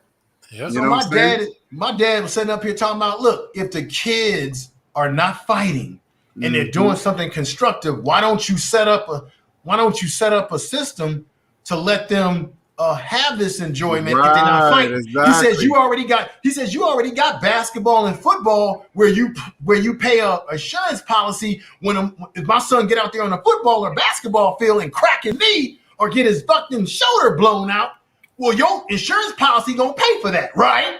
You ain't got a problem with him going out there on your football field and getting his head cracked in. And don't these schools have talent shows and all that other stuff? Yes, where motherfuckers be flipping in the air and doing Right. all kind of thing that could be liable. But this is why they did this, brother. They did this because they actually wanted us to fight. They would rather see us fighting each other than doing something constructive. So what I saw is that white supremacy was saying we can't have these Negroes not fighting each other and having dance battles and celebration on a friendly level. We got to get these Negroes fighting. And check this out. They could find us every time we would dance. They could find us dancing and say, you in trouble. But I remember a bunch of times when people would be fighting in school, you couldn't find a goddamn principal. You couldn't find a goddamn vice principal. Right. Especially if you needed one for protection. Right. It seemed like that fight would be going on forever before the goddamn principal or some teacher would get there. I kid you not, when it was two black people fighting in particular. If you were black in my school, if you were black and you was whooping an Asian person's ass or a white person's ass, oh, they show up out of the blue like magic. Yeah. They are like Houdini. Yeah, you watch the fight videos there. You see when it's a white guy beating the black guy. White people don't do anything, but when black guys beating the white guy, they want to come in and hurry up and break it up because sometimes it be black people try to break. Oh no, you're wrong. You can't be doing. I'm like, whoa, wait a minute. Sometimes it could be your own people trying to stop you beating a white person's ass. Yep. It's like they risk their lives even more to stop. Right. Exactly. It's a shame. Well, brothers, I'm. It's been over 3 hours. Yeah, I'm gonna get off too. This that game is on too. Clippers wearing a different uniform too. Let me. I'm gonna copy and paste this email. Yeah, you can. Nolly, email me again, brother. We're gonna go live next Saturday, 5 p.m. Perfect. Western time, which is 8 p.m. your time. We'll chop it up. We'll talk about it. I'll send Alquan a link too if he want to join us, and we're gonna get into some things, brothers. It's gonna be fantastic. It's gonna be epic. It's gonna be epic. I want to thank you. I want to thank. Just want to. Well, first I want to just. Y'all want to have any closing statements before? Any closing statements? I'll tell you, I just shared your video out in my community tab. Oh, thank you. Keep doing your thing, brother. Appreciate you having a link in there that I can come up and join the conversation. This was a very, very good conversation because going back in years and years ago and reminiscing, it was good for the spirit to be able to reminisce and laugh at some of the goofy shit that we experienced when we were kids. So thank you. I'm gonna get ready to get off. You brothers take care of yourself. Peace. I like what you doing, information man, going around spreading that love. I like that. All right, brother. Peace. Take care. Alcorn, you got any last words, brother? Before we, you know what? As far as the main topic, I think we got it all out, and I think I'm satisfied with what I had to say. Hopefully, the people who got an ear and a mouth, hopefully they'll listen and shut their mouth. Well, I That's just it. wanted to say I was going to do a program on the feminists, but I'm going to just what I'm going to do. I'm going to cancel it. I'm going to cancel it, and I'm going to move on. But I want to thank you, Alquan, for coming on my show. This has been very educational, very informative. I want to thank you for your wisdom, your knowledge. I want to thank Information Man for coming through. I want to even thank I would have loved to thank my brother Bakari for coming through. Shout out to him, man. We're gonna build, and we're gonna be a team. Like brother Bakari say, Team Black, and this we all we got. That's we right. all we got. You know what I mean? At the end of the day, but I want to thank you, thank everybody thank Erica Howe for coming through. I'm gonna give a shout out some names. I want to thank my brother Sir Senior for coming through. Catherine, thank you for coming through. Who else? Cool Cutter. Shout out to my brother Cuckoo Cutter, Miss Elite, Black Man. You know what I'm saying? Thank y'all for watching. You know what I'm saying? For showing that love.